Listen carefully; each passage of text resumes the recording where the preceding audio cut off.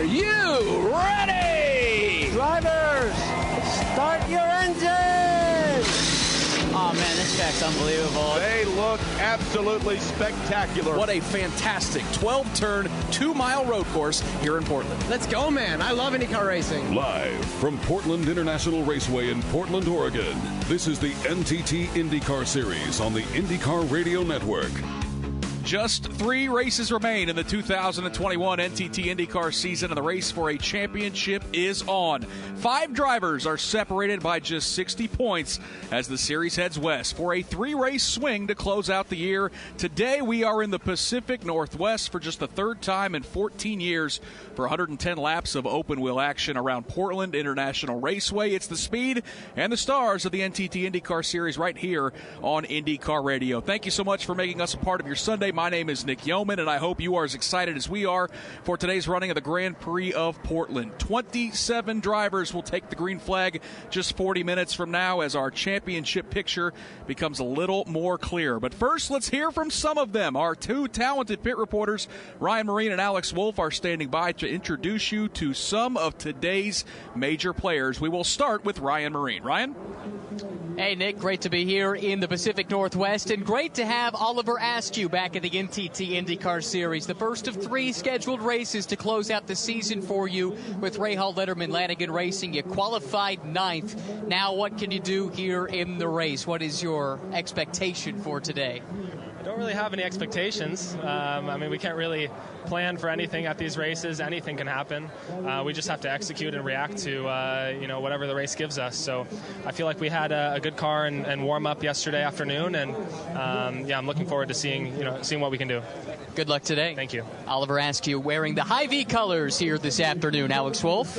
Roman Grosjean rolling off in the 21st position, getting a picture taken with one of his fans. And Roman, your first time here to Portland International Raceway. What's your impressions of this course? Well, it's definitely not easy. It's small and twisty, and traffic was not easy to manage in qualifying. That got us a little bit. But we've got to see the race, and hopefully there's some good passing zones so we can make our way back to the front. Well, you talk about that, a little bit of a frustration, I guess, with the penalty in qualifying yesterday for a driver like you. How long does it take to sort of set that aside and get focused back on the job at hand today? Yeah, I think, it's IndyCar. The good thing about IndyCar is that you don't need to be on pole position to finish on a high. Look at Marcus Ericsson is a perfect example this year. So we hope to get lucky today. Hasn't been our strength this year, so hopefully it turns out to be good today, and then we can have some fun. We wish you a good, safe day today. Thank you. Ryan?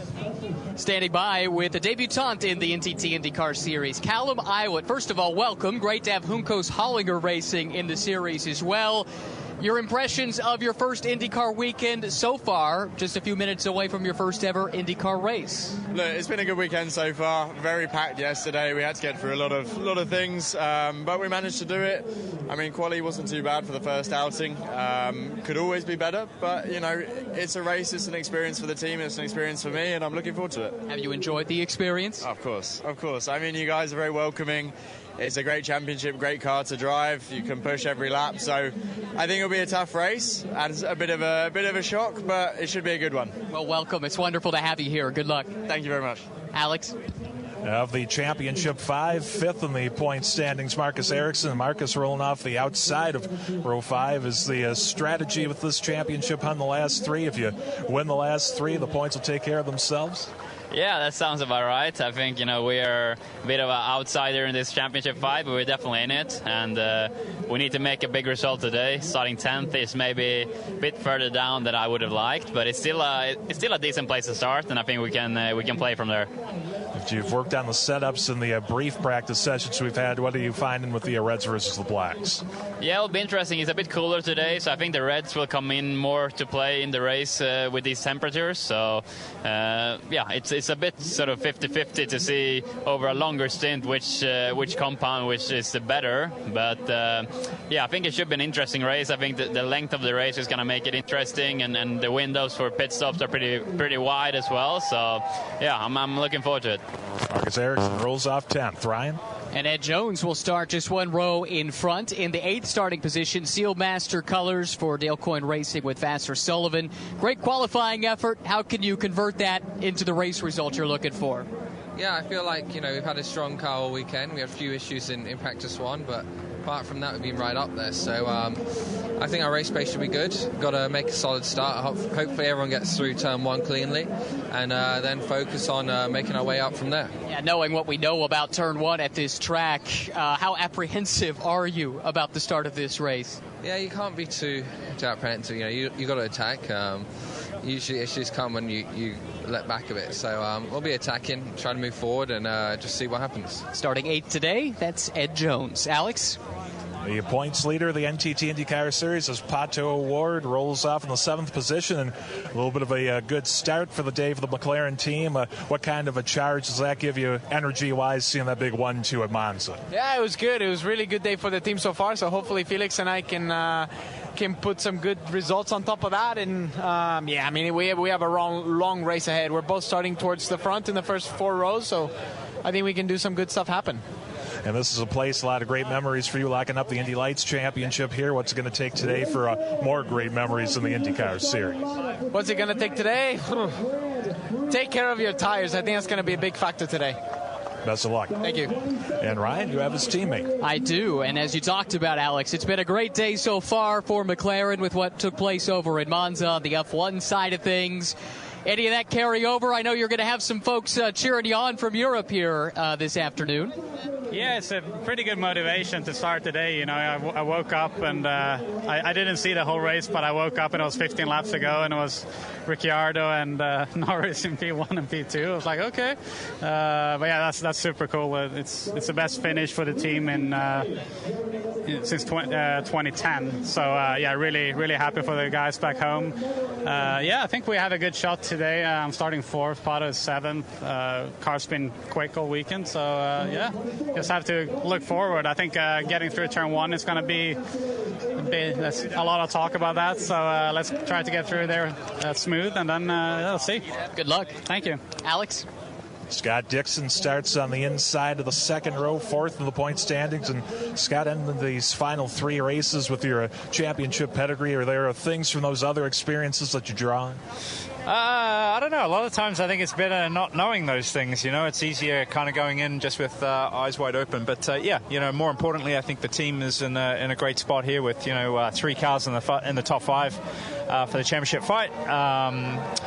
Obviously, goal number 1 is to get through the start cleanly here, and I think both Alex and myself and definitely Marcus too have great pace in the cars. We were super fast in the warm-up, so we'll have to see how that plays out. But very long race today. Strategy could be interesting, especially if we get a little bit of caution. So it'd be good to hopefully see a PNC Bank car, even though there's 2 of them. Hopefully it'll be one of them celebrating the first place. Should be an exciting day. Best of luck. Thanks, man. And Ryan, you have his teammate, the pole sitter. That's right, and it is the other PNC Bank car that Scott alluded to a moment ago. Alex Palou, first career IndyCar pole, and of all the places on the schedule to start on pole, this one might be the best given what we've seen in the first chicane in previous races. Do you feel a bit more confident starting where you are that you'll be able to complete that first lap unscathed? Yeah, for sure. You never know, right, here in Portland and with that first chicane. But yeah, for sure, starting up front in the first row, it's going to make our first corner a bit easier, hopefully. We know that the guys we're racing with, they are normally really good, like, Rossi, Dixon. So should be a good race for us. Should be, we know we have a really strong car, especially on the long runs, which we showed yesterday on the warm-up. So, yeah, looking forward to it. Best of luck today. Thank you so much. Alex? Starting alongside Alex Palou is Alexander Rossi, and it's not necessarily been a lack of pace for you and the team, but it's been a lack of luck through the last year or two. Is a situation you've been trying to find 4-leaf clovers, horseshoes, try to turn it around? I'll let you know at the end of the day, I guess. We're in a good spot. The team's done a good job. To have 2 cars in the Fast 6 without testing here, I think, is a testament to the job they've done. So we just have to go out and execute today. And with the 110 lap distance, strategically, what's it going to look like, Reds versus Blacks, and how many stops you make?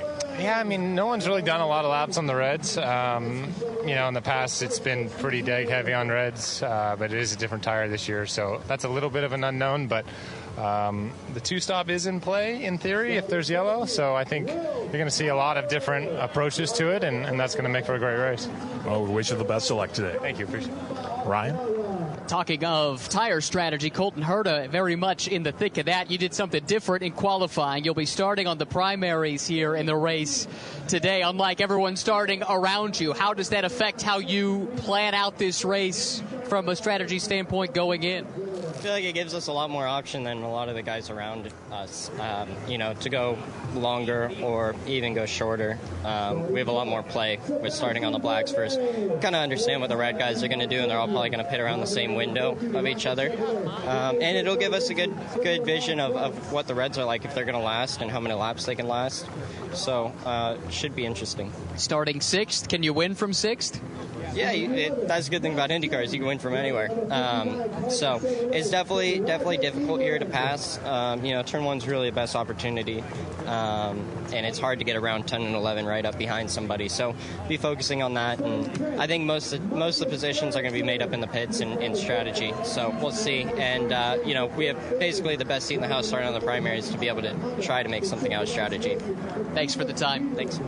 Colton Herta saying this could be a strategy-dominated race, Nick. We'll be keeping a close eye on that from the pit lane. Strategy has won this race in the past, and it's going to be fascinating. Fantastic work by Ryan and Alex down on behind the victory stage. 11 of the 27 drivers, including 9 of the top 10. When we come back here on IndyCar Radio, Davey Hamilton, Jake Query will join us to preview today's race. It's the Grand Prix of Portland here on IndyCar Radio. Back at Portland International Raceway as we get set to go racing for the NTT IndyCar Series Grand Prix of Portland. Nick Yeoman here, along with the entire cast of characters on IndyCar Radio. We welcome in our driver analyst, Davey Hamilton. We're set to go racing 110 laps around Portland International Raceway. Give me some characteristics about this track that you really like that these drivers are going to attack later today.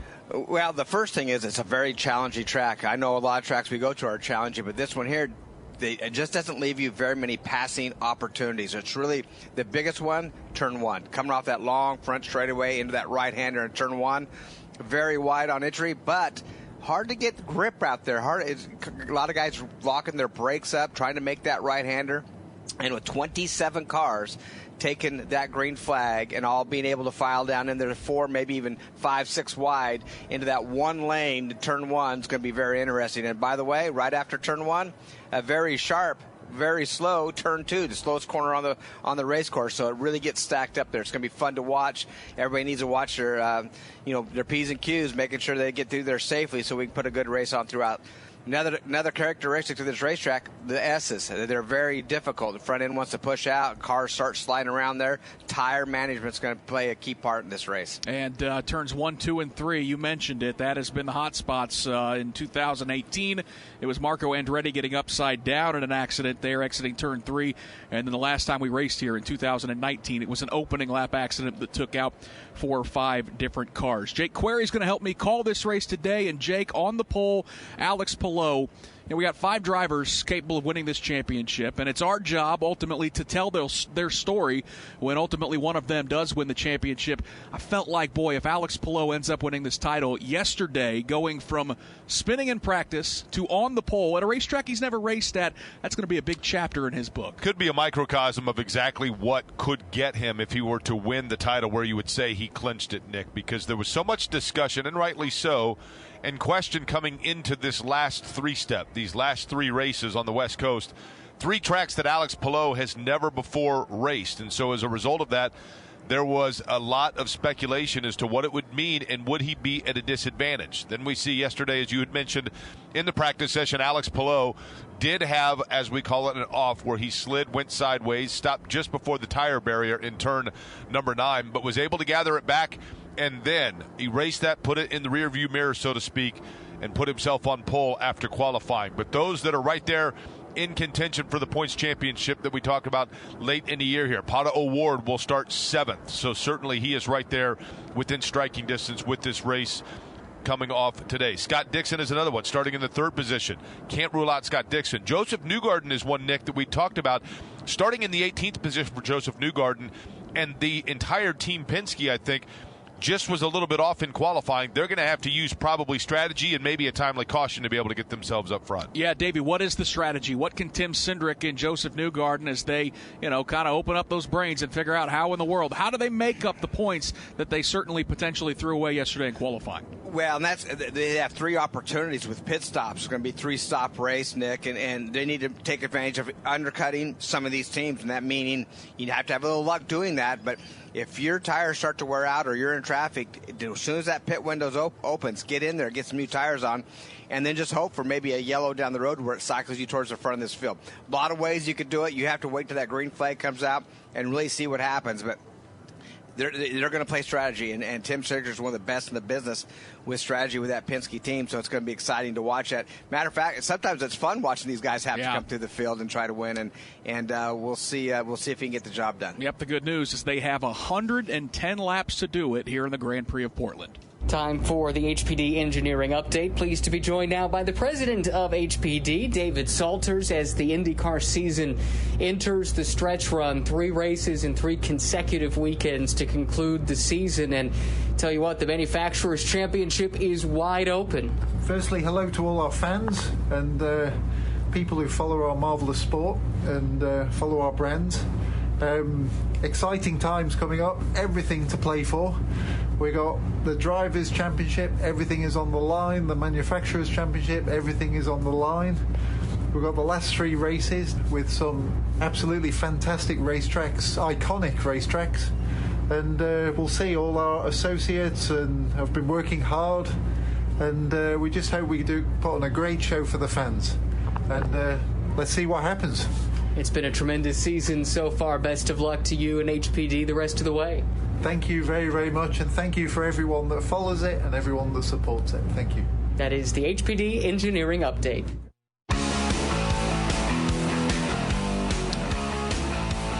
Back at Portland International Raceway as we are set to go racing for the Grand Prix of Portland.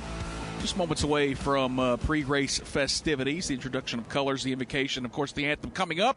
Just 3 races to go in this 2011 IndyCar Series Championship as we narrow in on a championship for 5 drivers that are still eligible. Pato O'Ward, 435 points. He comes in as your points leader. Alex Palou, 9 markers back in second.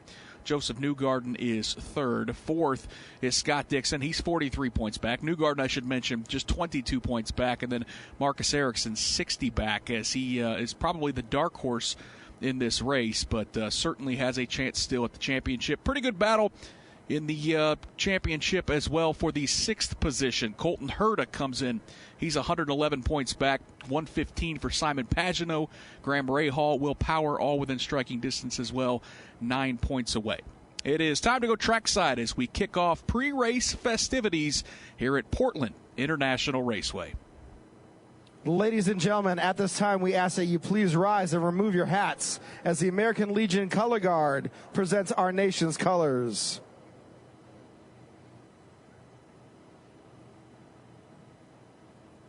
Please remain standing as Chaplain Chuck Lessick of IndyCar Ministries offers today's invocation. Let's pray. Lord God, we pause just a moment just to thank you for this day you've blessed each one of us with. Lord God, we're thankful to be racing in front of our friends in the Pacific Northwest once again. And we ask that this race be a blessing to each and every person. Lord God, most of all, we just ask for your hand of safety and protection over our event today. It's in Jesus' name we pray. Amen.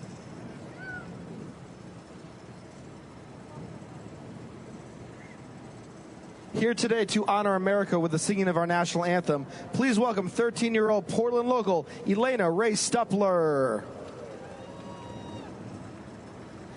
Oh, say, can you see by the dawn's early light what so proudly we hailed at the twilight's last gleaming, whose broad stripes and bright stars through the perilous fight o'er the ramparts we watched were so gallantly streaming, and the rugged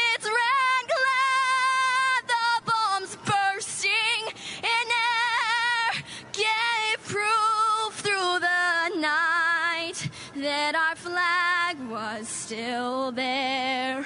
Oh, say does that star-spangled banner yet wave o'er the land of the free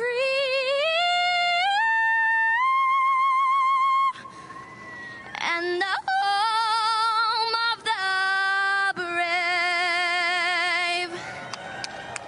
13-year-old Elena Ray Suppler with our national anthem, the flyover by the 336th Air Refueling Squadron, the United States Air Force Reserve. Now let's take a look at the starting lineup for the Grand Prix of Portland. Row 14. Ryan Hunter-Ray, United States. Row 13. Takuma Sato, Japan. Rinus VK, the Netherlands. Row 12. Dalton Kellett, Canada. Simon Pagenaud, France. Row 11. Jimmy Johnson, United States. Romain Grosjean, France. Row 10. Jack Harvey, Lincoln, England. Callum Ilott, United Kingdom. Row 9. Joseph Newgarden, United States. Hélio Castro Neves, Brazil. Row 8. Connor Daly, United States. Scott McLaughlin, New Zealand. Row 7. Will Power, Australia. James Hinchcliffe, Canada. Row 6. Sébastien Bourdet, Le Mans, France. Max Chilton, England. Row 5. Marcus Ericsson, Sweden. Oliver Askew, United States. Row 4. Ed Jones, Dubai. Patricio Ward, Monterrey, Mexico. Row 3. Colton Herta, United States of America. Graham Rahal, United States of America. Row 2. Felix Rosenqvist, Sweden. Scott Dixon, New Zealand. On the outside of row 1. Alexander Rossi, United States. And starting on the pole. Alex Palou, Spain.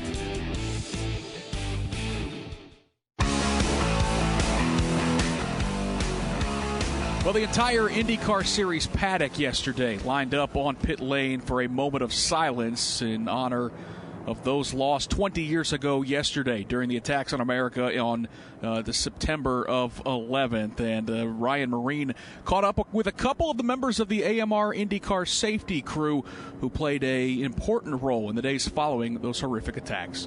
This weekend marks 20 years since the tragic events of September 11th, 2001, and two members of the AMR IndyCar safety team, Tim Boffman and Matt Stewart, were among the many first responders who were in New York City shortly after the events that day. Tim, what was the reaction like within the first responder community that got you mobilized so quickly and out there in part of the relief efforts? Well, FEMA has a task force system, and Indiana Task Force 1 was the primary team out the door for 9/11. They're on a rotational basis. So once the towers went down, it was just a matter of a few hours when we knew that we were being stood up. Most of us were told to get our bags together and be at the airport where we loaded the buses and the trucks in about 90 minutes. So we got to say goodbye to our families, loaded up, traveled through the night, and we woke up. Some of us didn't sleep, some of us did, but we woke up in the morning going across the bridge and seeing the plumes from the towers burning, and that was our welcome to New York City that day. And Matt, what are your recollections upon arrival in New York City? Yeah, so as Tim just said, it's coming across the bridge, seeing the plumes of smoke, the traffic, and we actually had a police escort all the way from Indianapolis all the way to Ground Zero. So we had state troopers from each state escort us all the way in, and we pulled up right beside Ground Zero. And just coming down that west side highway, just the probably hundreds of ambulances and fire trucks that were just stacked up waiting to, take people out. But unfortunately, there just weren't as many people to take out as they thought. So that first sign of the smoke, and then just everybody staged to help, but just kind of that big, few moments of chaos as we first arrived, just taking that all in was pretty overwhelming. Tim, 20 years later, what is the significance of this anniversary within the first responder community? Well, I think the big word is hope. And we know that 343 firefighters, 90 police officers, and 8 paramedics and EMTs lost their lives initially when the towers went down. And those were folks who are going into to danger when most people are pulling away. And that's what we're brought up in public safety is, we put ourselves in harm's way for a reason, to save a lot, to risk a lot. And the message is to everybody out there 20 years later is, fire, police, we're here. And we still have that notion that we will do what's necessary to save a life when time comes. Two members of the AMR IndyCar safety team, Tim Boffman, Matt Stewart, thank you very much. Thank you, Ryan. Proof that there are heroes among us. Thank you to all of those first responders, and God bless those lost 20 years ago yesterday. When we come back for the IndyCar Radio pre-race show, we will fire the engines for the Grand Prix of Portland. Back at Portland International Raceway, it is time to go racing for the Grand Prix of Portland. Let's go trackside for the command. Ladies and gentlemen, it's time for those most famous words in motorsports. Please welcome your Grand Marshal, Major League Soccer midfielder for the Portland Timbers, Diego Valeri. Drivers, start your engines!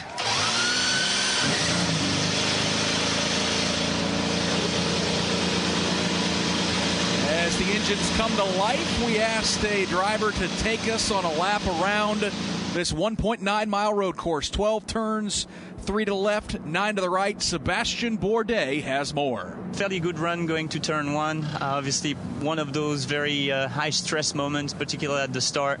Just very inviting, very wide, and then you go and funnel all the way into a tiny chicane that really only has room for 2 wide. Maybe 2.5, but not 3. Big braking zone from 6th to 1st gear for us.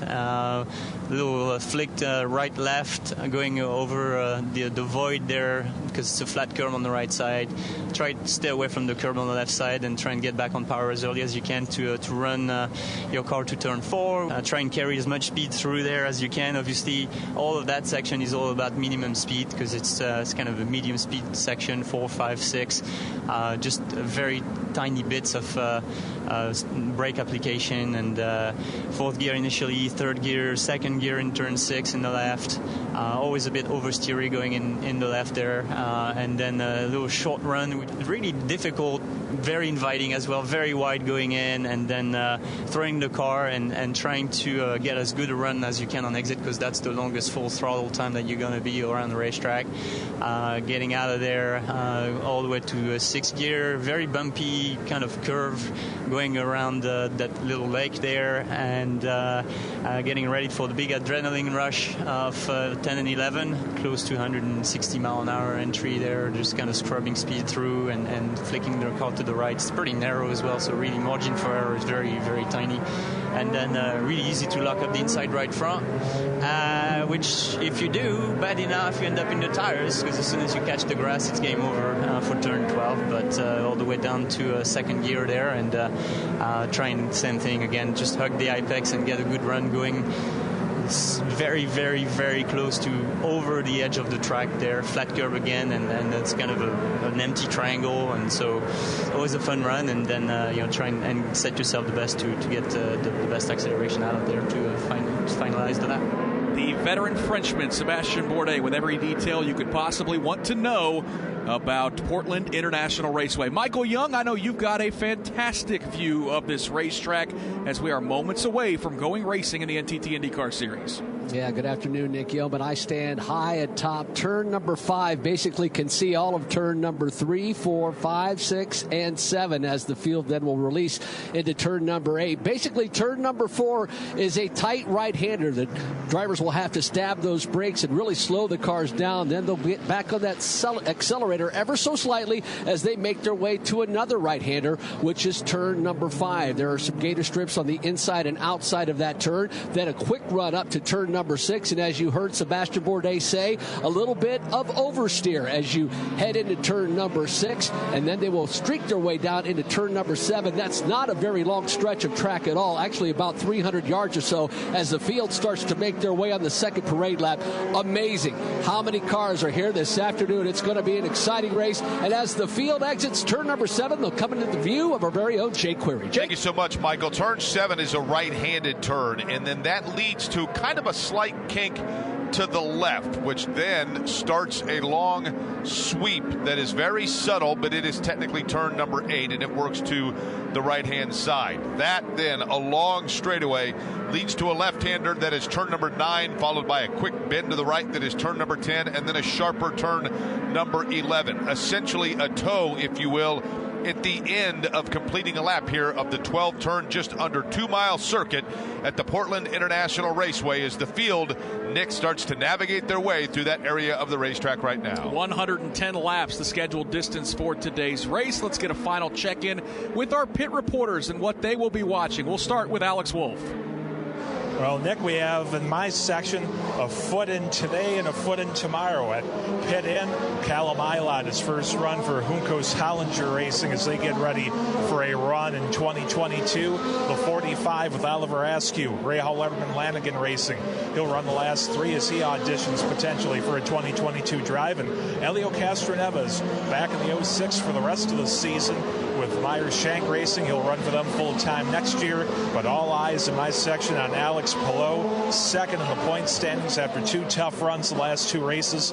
Looks to have potentially righted the ship with a pole position. Now let's head further up the pit lane and Ryan Marine. Thanks so much, Alex. In my section, 4 of the 5 drivers that remain in championship contention, they will be pitting here. Those 4, Pato O'Ward, Marcus Ericsson, Scott Dixon, and Joseph Newgarden. Joseph Newgarden, of course, part of the 4-car Team Penske group. They're all pitted in this section also, and they all have a lot of work to do. None of them made it out of their first groups in qualifying yesterday.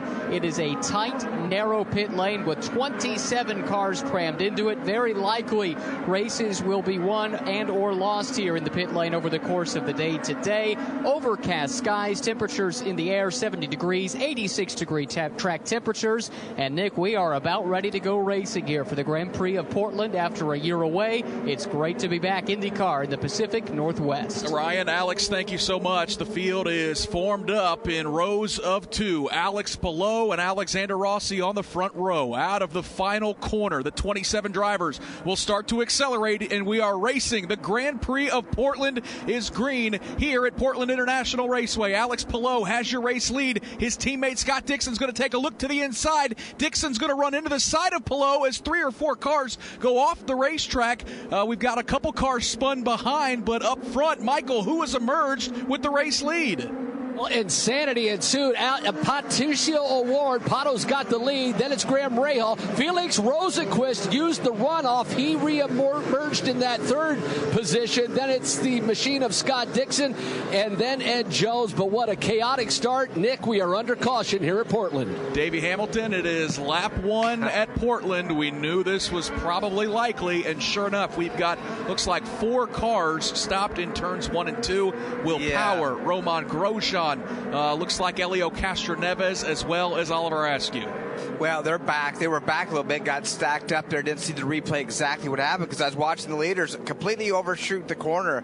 Actually, just pretty amazing that they overshot the corner that hard, being their teammates. They had the lead going in. You have to make it to that corner, or you go to a big chicane that's going to line them back up. I think Rossi got by. I'm not even sure where they're at right now. I'll be honest with you. They're so messed up right now, but it's just a shame that they overshot turn 1. Yep, drivers at the front of the field going left and right into turn number 1, and chaos at the back. We will recap it when we come back from the Grand Prix of Portland. Back at Portland International Raceway, let's get a couple updates on some of the players that were involved in that early first lap accident. We'll start with Ryan Marine. Expecting Will Power in the Verizon Chevrolet to be here in the pit lane very, very soon. He's reporting wing damage to the front of that car. The team also looking at some of the telemetry after he was restarted. They expect some underwing damage to that car as well. That not so easily repaired. They will replace the nose cone on the number 12 car for Team Penske. He says the steering is straight, so that's the good news for Will Power, but not the way to start the day that the Team Penske crew were hoping for. How about you on your end, Alex?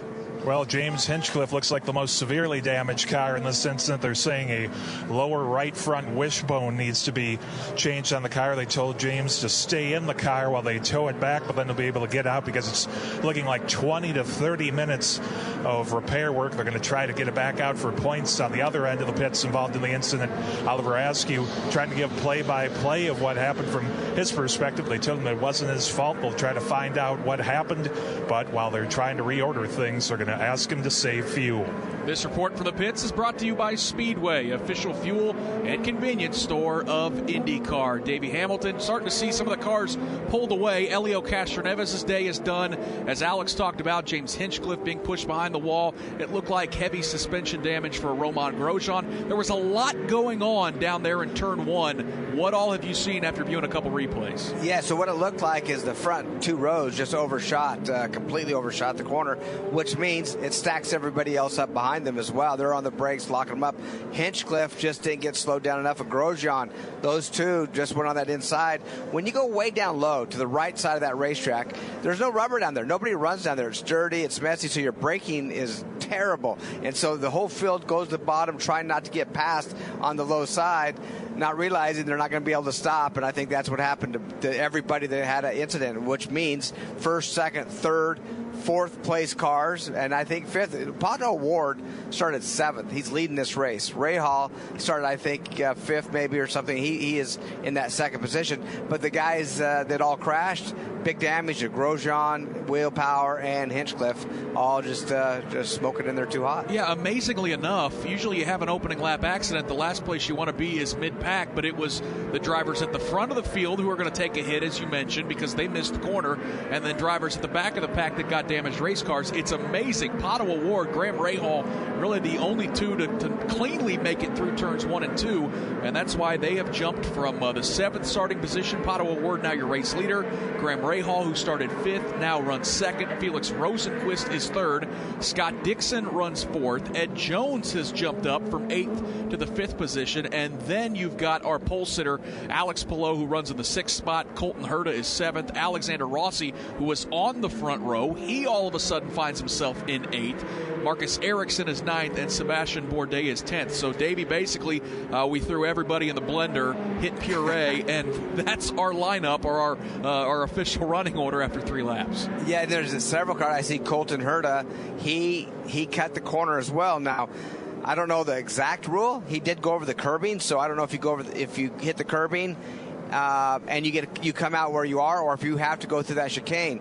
Colton did not go through that chicane, so I don't know if there's a penalty there or not. I think he's okay, but I'm not 100% sure. We've been watching Helio Castroneves' car being taken off the racetrack by a wrecker. A tough weekend for him, Davey. So much speed from Helio. He was towards the top of the charts yesterday morning during practice, but a frustrating return to Portland for the 4-time Indy 500 champion. Yeah, it sure is. And like you said, after such a good run yesterday, it's been 20 years since he's raced at this facility, and to be able to come out yesterday after a 20-year absence on this track and run as fast as he did, found himself on top of the charts a lot, ended up, I think, in the top 3. But then qualifying just didn't hit it right. Just missed some points on the racetrack where he needed to be fast, didn't qualify well, and then unfortunately out on the first lap here today. So we just got word that IndyCar is working on the official running order. Best of luck to them because of this messy start. And David, we also heard that IndyCar is going to take no action, and boy, there was so much going on. Probably seems like a good call. How do you throw any penalties at drivers with as chaotic as that was? Yeah, it seems like every year, it doesn't matter what series, by the way, that race here, turn 1's always an issue on the first lap. So, sometimes we had an issue with turn 1 and in mid-Ohio, short straightaway getting into turn 1, so they made the start line on the back straightaway, going into a little bit of a different corner where they can spread out a little bit more.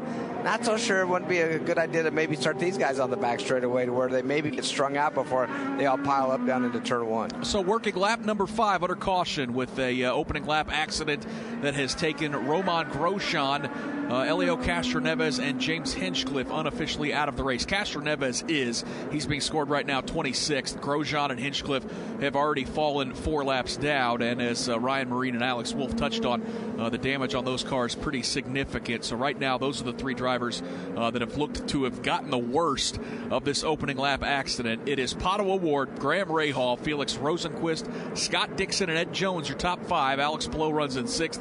Colton Herta 7th. Alexander Rossi 8th. Marcus Ericsson 9th. Sebastian Bourdais is 10th. Scott McLaughlin runs in the 11th position. Max Chilton is 12th. Connor Daly 13th. Simon Pagenaud 14th. Rinus VeeKay 15th. Jack Harvey is 16th.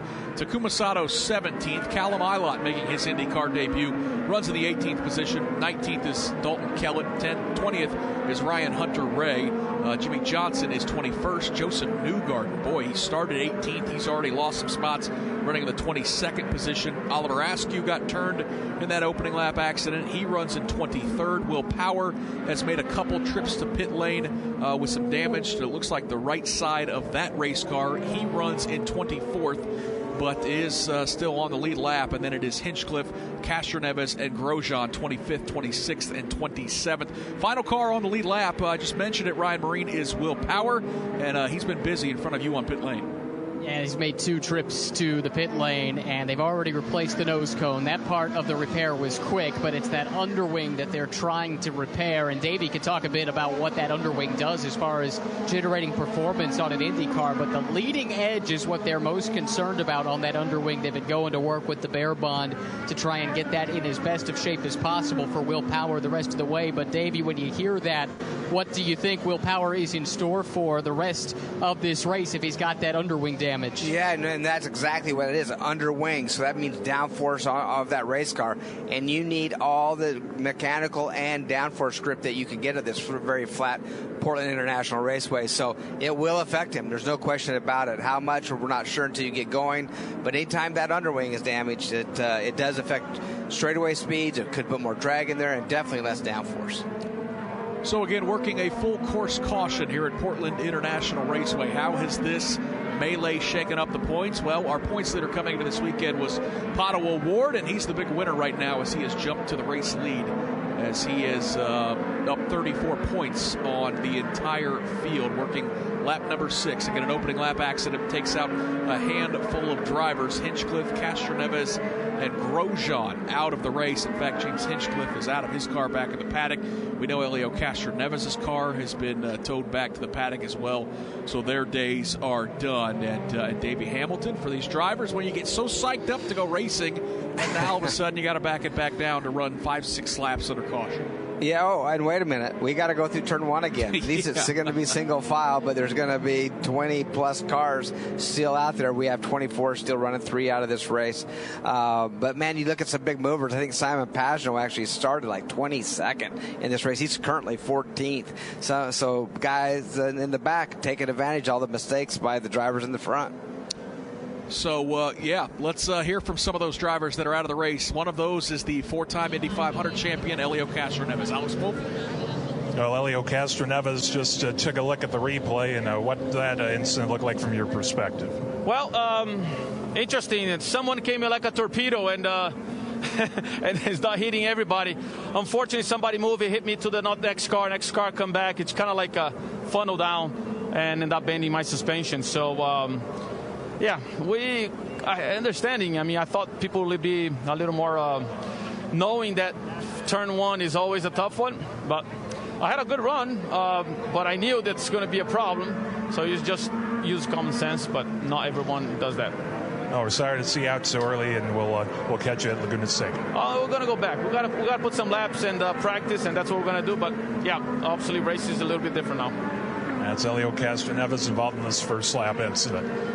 All right, so appreciate that, Alex Wolf. Tough break for Helio Castroneves. As he described, he got absolutely torpedoed. And Davey, we are reordering the lineup, and I just gave the full field rundown. None of it really matters all of a sudden because it looks like here's your top 5. It's going to be Pato O'Ward, your race leader, Graham Rahal second, Ed Jones now, who started 8th, is going to be scored 3rd. Marcus Ericsson, who started 10th, is going to be running in the 4th position.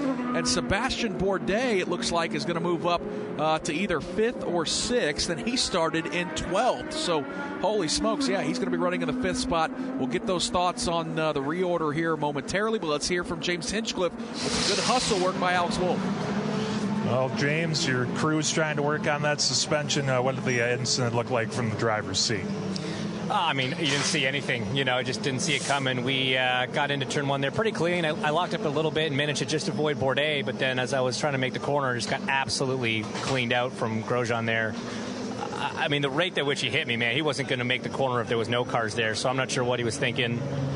I'm sure he's just as bummed. It sucks, to be out in the first corner like that. I just can't believe our luck. Third year in a row here at Portland, haven't made it past, the first two corners, and it's devastating. The Capstone car, I think, was actually pretty suited for these conditions. I think we're actually going to be in a strong place and some good strategy options with the way the distance of the race was here, but it's just the story of our year, man. I don't know what we have to do to buy a break. It's crazy. Well, I know you guys are going to try to get back out there, but a tough end that gets to the competitive part of the day. We'll see at Laguna Seca. Yeah, sounds good. Thanks. Thank you, Alex. Tough break for James Hinchcliffe. And Davey Hamilton, IndyCar has absolutely dropped the hammer on the drivers that started in the front two rows. Alex Palou was your pole sitter. He's going to now restart 16th. Dixon's going to start 17th, Rosenqvist 18th, and Rossi 19th. They were 1 through 4 when we dropped the green flag. Yeah, so if you look at this, the points championship, if you look at Palou, Dixon, and Newgarden, they're all right together. 16th, 17th, Newgarden at 21st. Whoops, but watch out. Pato O'Ward leading this race. 48-point lead as it stands right now. So Pato doing what he was supposed to do in turn one, taking advantage of all the mistakes, finds himself with a huge points lead right now. So basically IndyCar has said, hey, turn one is there. You better make your way through it. And for those that did not, they are going to pay the price. The pits are open. A lot of drivers coming down pit lane. Let's start with Ryan Marine. Expecting a couple of those drivers that ended up either at the back of the field because of that reorder or just because that's where they started to begin with into the pit lane. Colton Herta is one of them. He and Brian Herta, his strategist, they're befuddled as to how they got shuffled back so far. Alexander Rossi also pitted. They nearly collided leaving pit lane, and we expect to see Joseph Newgarden coming as well. Alex? And for Alex Palou, when the order came in about the reorder, they told him to pit for fuel. So the championship contender, the pole sitter today, trying to maybe play the strategy game now with the reshuffling of the deck. Those reports brought to you by Speedway, official fuel and convenience store of IndyCar. We pause for station identification on the IndyCar Radio Network.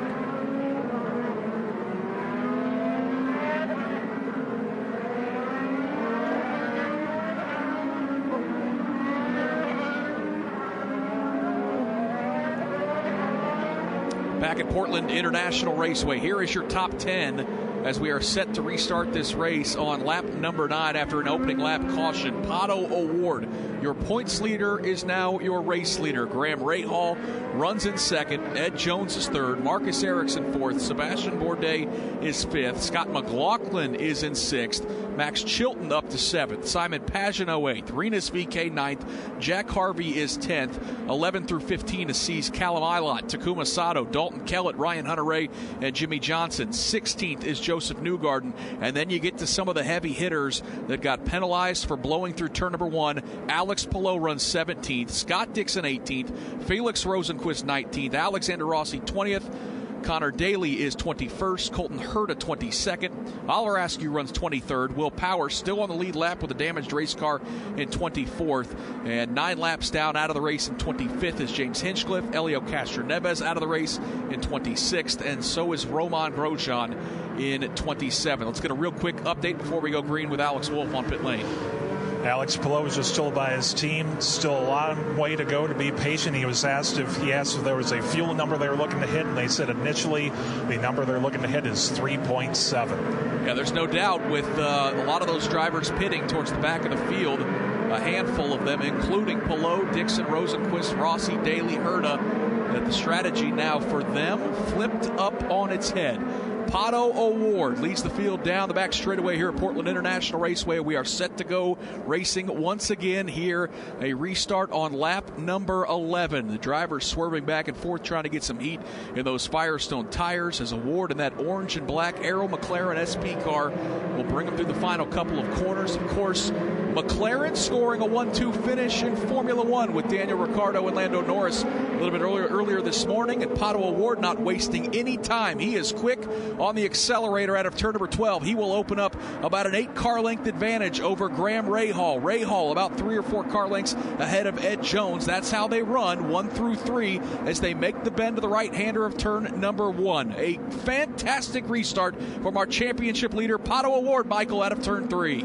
Well, he was not going to have anything happen to him in turn number 1. He got a 7th car length advantage going into turn number 5 as Pato O'Ward. Then Graham Rahal, Ed Jones, Marcus Ericsson, Sebastian Bourdais. Boy, the field really stacks up at the very end. But Pato O'Ward makes his way through turn number 7, a 7 car length advantage over second place running Graham Rahal. It was a notably more conservative restart than start of this race, but Pato O'Ward likes the way it's going. He's got about a 6 car length advantage over Graham Rahal, then 4 back to Ed Jones. The field continues to go single file.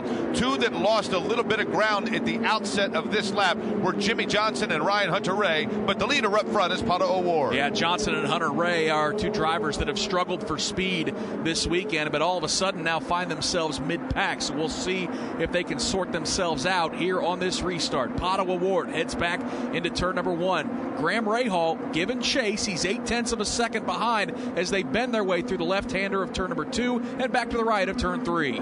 Pato O'Ward still about a 7 car length advantage over Graham Rahal. Jones 3rd, Marcus Ericsson 4th. But there is Sebastian Bourdais trying to get that 4th position away from Marcus Ericsson. Sebastian Bourdais about 2 car lengths behind Marcus Ericsson as they exit turn number 6. But back to the front, Pato O'Ward 5 car lengths over Graham Rahal. I'll pick back up that battle for 4th between Marcus Ericsson and Sebastian Bourdais, because that black and white machine of the Frenchman, Sebastian Bourdais, is really starting to reel in now on the Husky chocolate machine of Marcus Ericsson, who is running in the 4th spot. It's about a 2 car length advantage, but Bourdais into turn number 9 makes it even closer. Ericsson tried to hold him off. And Bourdais got his hands full because right behind him is the driver of the PPG Chevrolet for Team Penske. That is Scott McLaughlin, who has all of a sudden found himself running in the 6th position. Starting lap number 13, it's O'Ward, Rahal, Jones, Ericsson, and Bourdais. Further back, we just saw Rinus VeeKay pop out trying to get around Simon Pagenaud. That's a battle for the 8th position. We'll pick that up.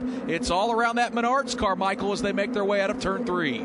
Yeah, everybody's stacking up from 5th on back. You talk about McLaughlin. Now Max Chilton trying to get around McLaughlin. Then it's Simon Pagenaud and Rinus VeeKay. Let's go back to the front. That's Max Chilton and Scott McLaughlin. Again, that battle for the 6th position. That's the best one as it shapes up out of the exit at turn 7. Yeah, Chilton really started to get a little bit wide, trying to close in on McLaughlin for the 6th spot. But Scott McLaughlin, the Kiwi, holds him off. Same holds true for Pagenaud, who now has about a 2 car length advantage over Rinus VeeKay. Pagenaud running in 8th and VeeKay in 9th. Davey, front 2 have gotten away a little bit. I'll say Graham Rahal looks like he might be a tick faster than Pato O'Ward here on this restart. Right now, yeah, absolutely. I think Graham, he's had a great race car, and qualifying where he did, finally towards the front, now really towards the front after that first lap melee, he's going to be putting pressure on Pato all day long, I assure you. He wants to win, but Pato's running for a championship, but right now, Graham do anything he can to get a win.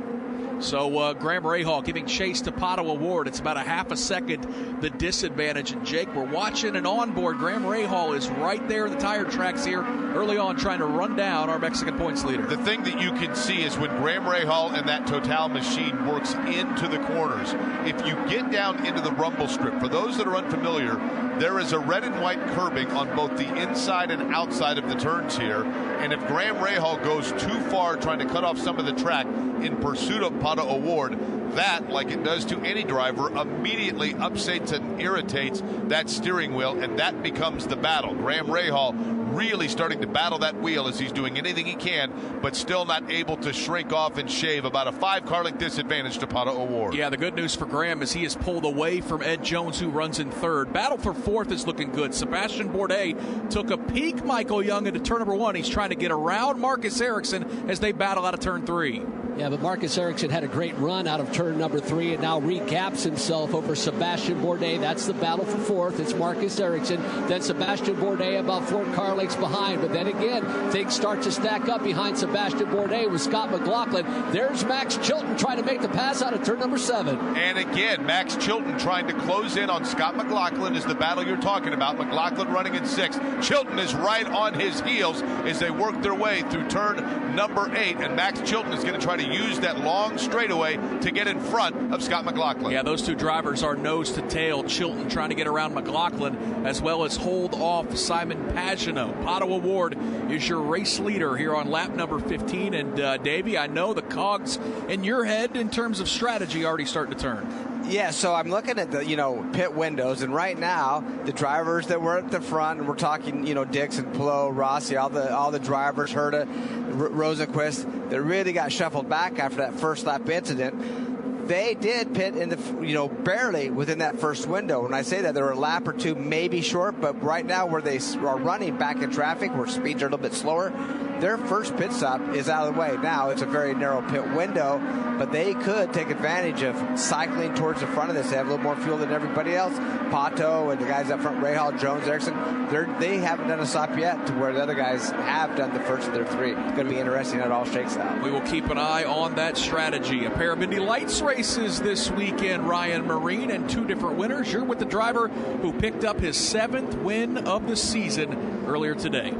That would be Kyle Kirkwood, who, I don't know if going into race 1 of the weekend, Kyle, you thought this was going to shape up to be the weekend it became, starting 5th and 4th in the 2 races, and you come away with a 1st and a 2nd. Really good damage mitigation when you consider how well your championship rival, David Malukas, qualified. I mean, damage mitigation is definitely the word that I'm looking for right now. I mean, both those 4th and 5th qualifying positions, while the HMD cars were all ahead of us in both of those, was really tough. I mean, it was a tough pill to swallow, but we knew we could get it done in the races. We felt confident with our race car, and we felt good on used tires.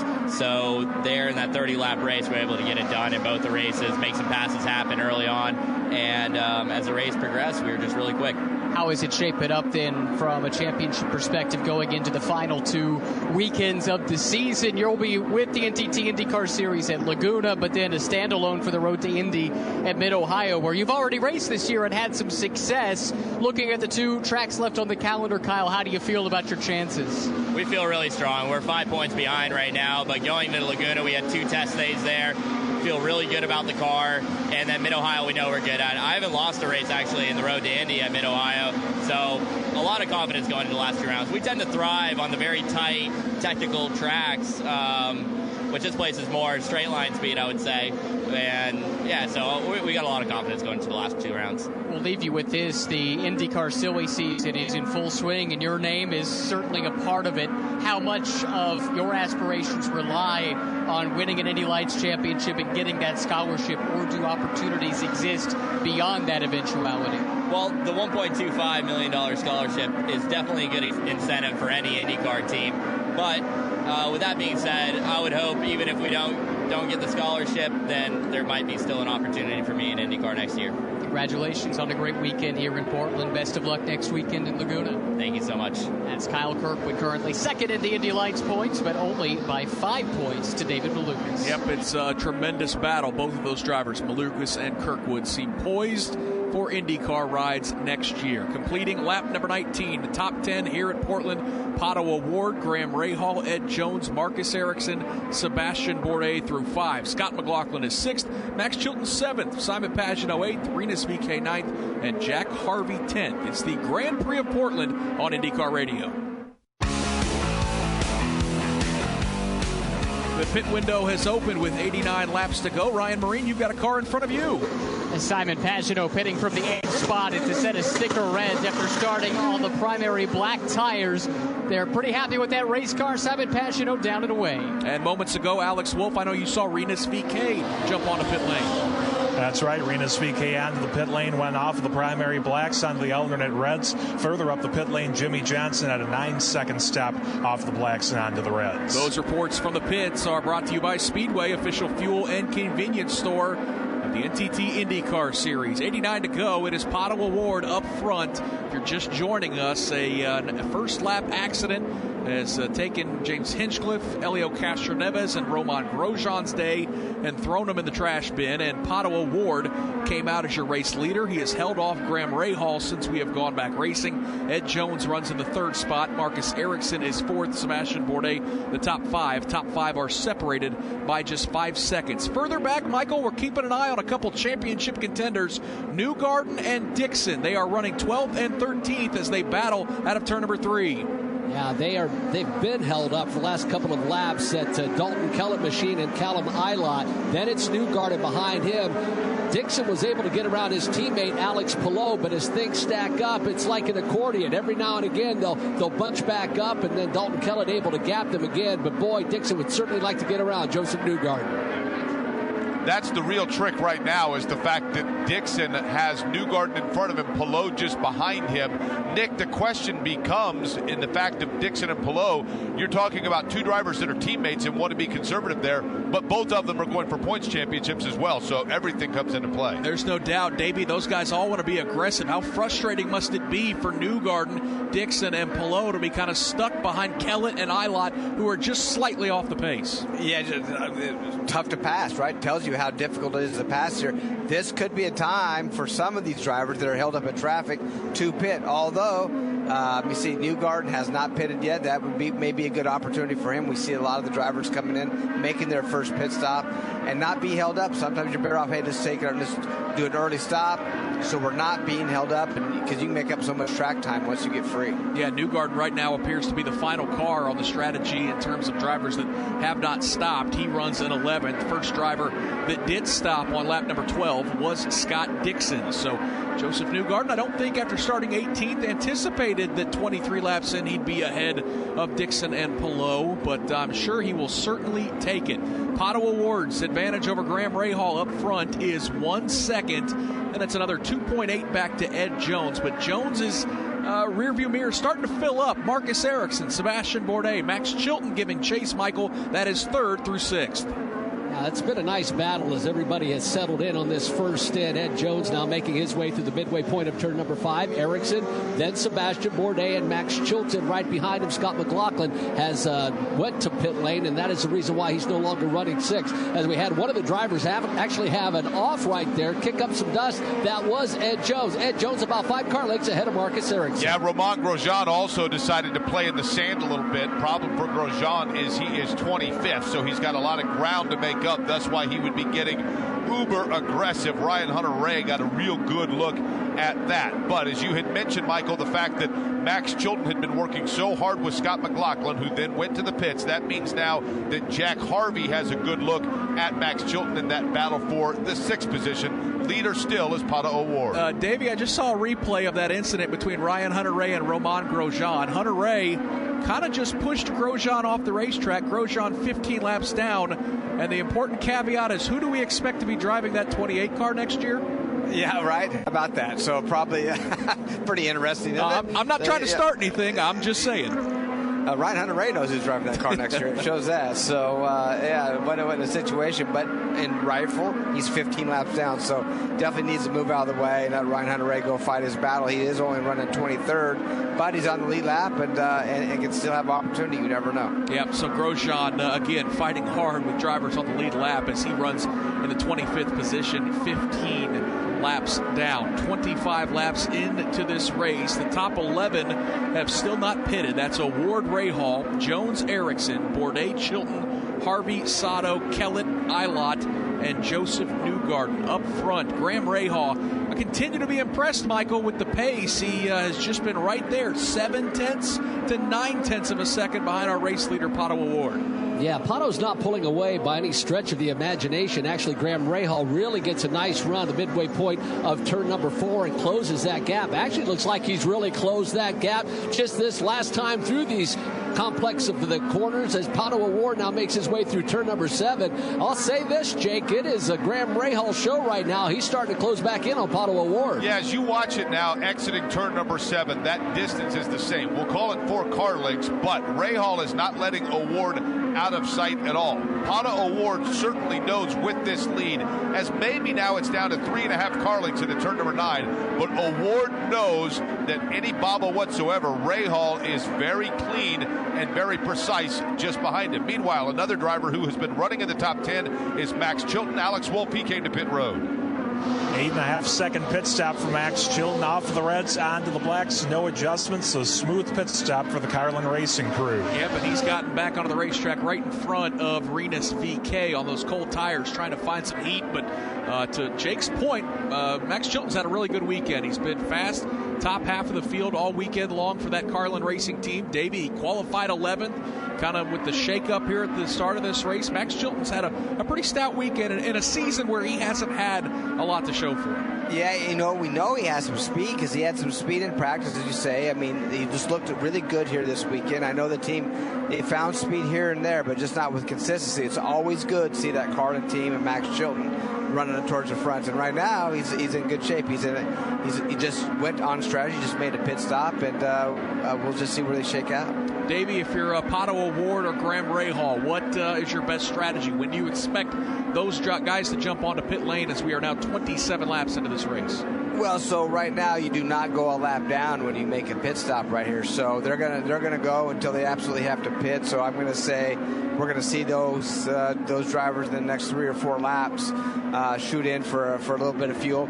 So we'll see where they cycle back in, but they should be pretty much where they are, back towards the front. The only way the strategy is going to really work for the drivers in the back is going to be maybe a yellow, or they already made their first stop. So is it going to work out to where one less stop than Pato, Rahal, Jones, Ericsson, Bourdais? We'll see. It's going to be close at the end, that's for sure. I heard a driver or two talk about tire wear in the pre-race show, Davey, and said, boy, because this place is so flat, that tire wear doesn't seem to be much of a concern. How will that factor in to the pit strategy for some of these teams? Well, as Pato comes in right now, I think they're right. Not a lot of wear on these tires, but let's follow Pato in for his stop. Yep, he is making that slow crawl. Looks like Sebastian Bourdais is going to join him.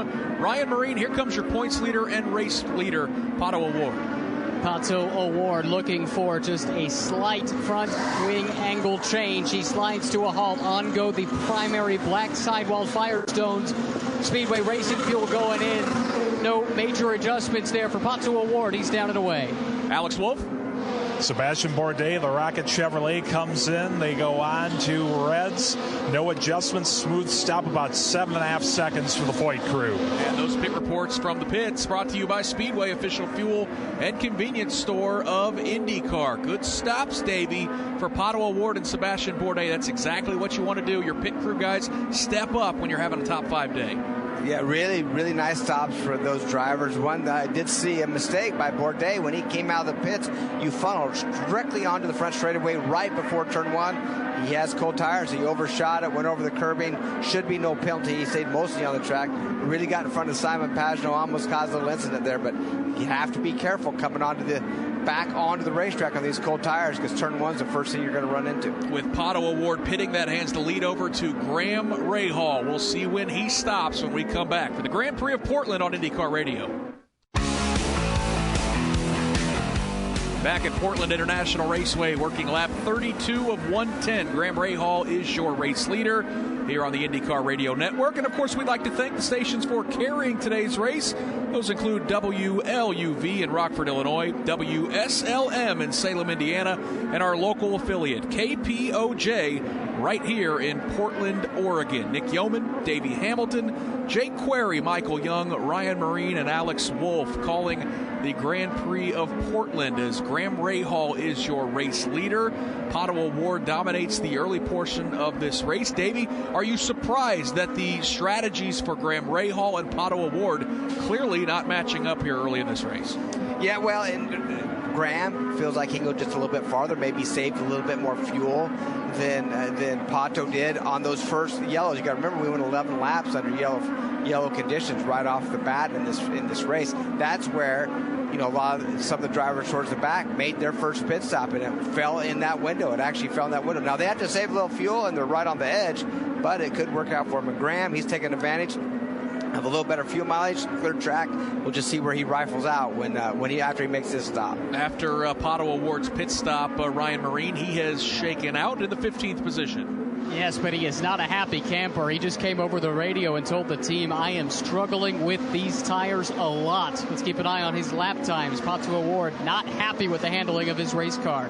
Michael Young, top 5. Graham Rahal, Ed Jones, Marcus Ericsson, Jack Harvey, and now Takuma Sato, who won this race back in 2018. Yeah, just a quick note on Pato O'Ward. We talked about his struggling with these tires. We remember that Scott McLaughlin, the opening stint of this race, was running in 6th. Well, after Pato's stop, McLaughlin's only about 3 car lengths behind Pato O'Ward. So, indeed, if he is struggling, Scott McLaughlin's either made a brilliant pit stop strategy or it's going to be bad news for Pato O'Ward the remainder of this stint. And Jake, Pato O'Ward goes on to those primary black tires. Those are not always the ones that the drivers prefer when it comes to grip. And clearly, in this situation, as Ryan Marine had mentioned, that grip is just not there on those black tires. Thinking of that, Graham Rahal, the leader, is, for example, on those softer compound red tires. But the issue now, as Graham Rahal works his way on lap 35 here, Nick, is how much grip is left in those Firestone Firehawks. That softer compound red tire is designed to give you better grip at the outset, but then starts to go away. And that grip, when it goes away, all of a sudden you're on ice.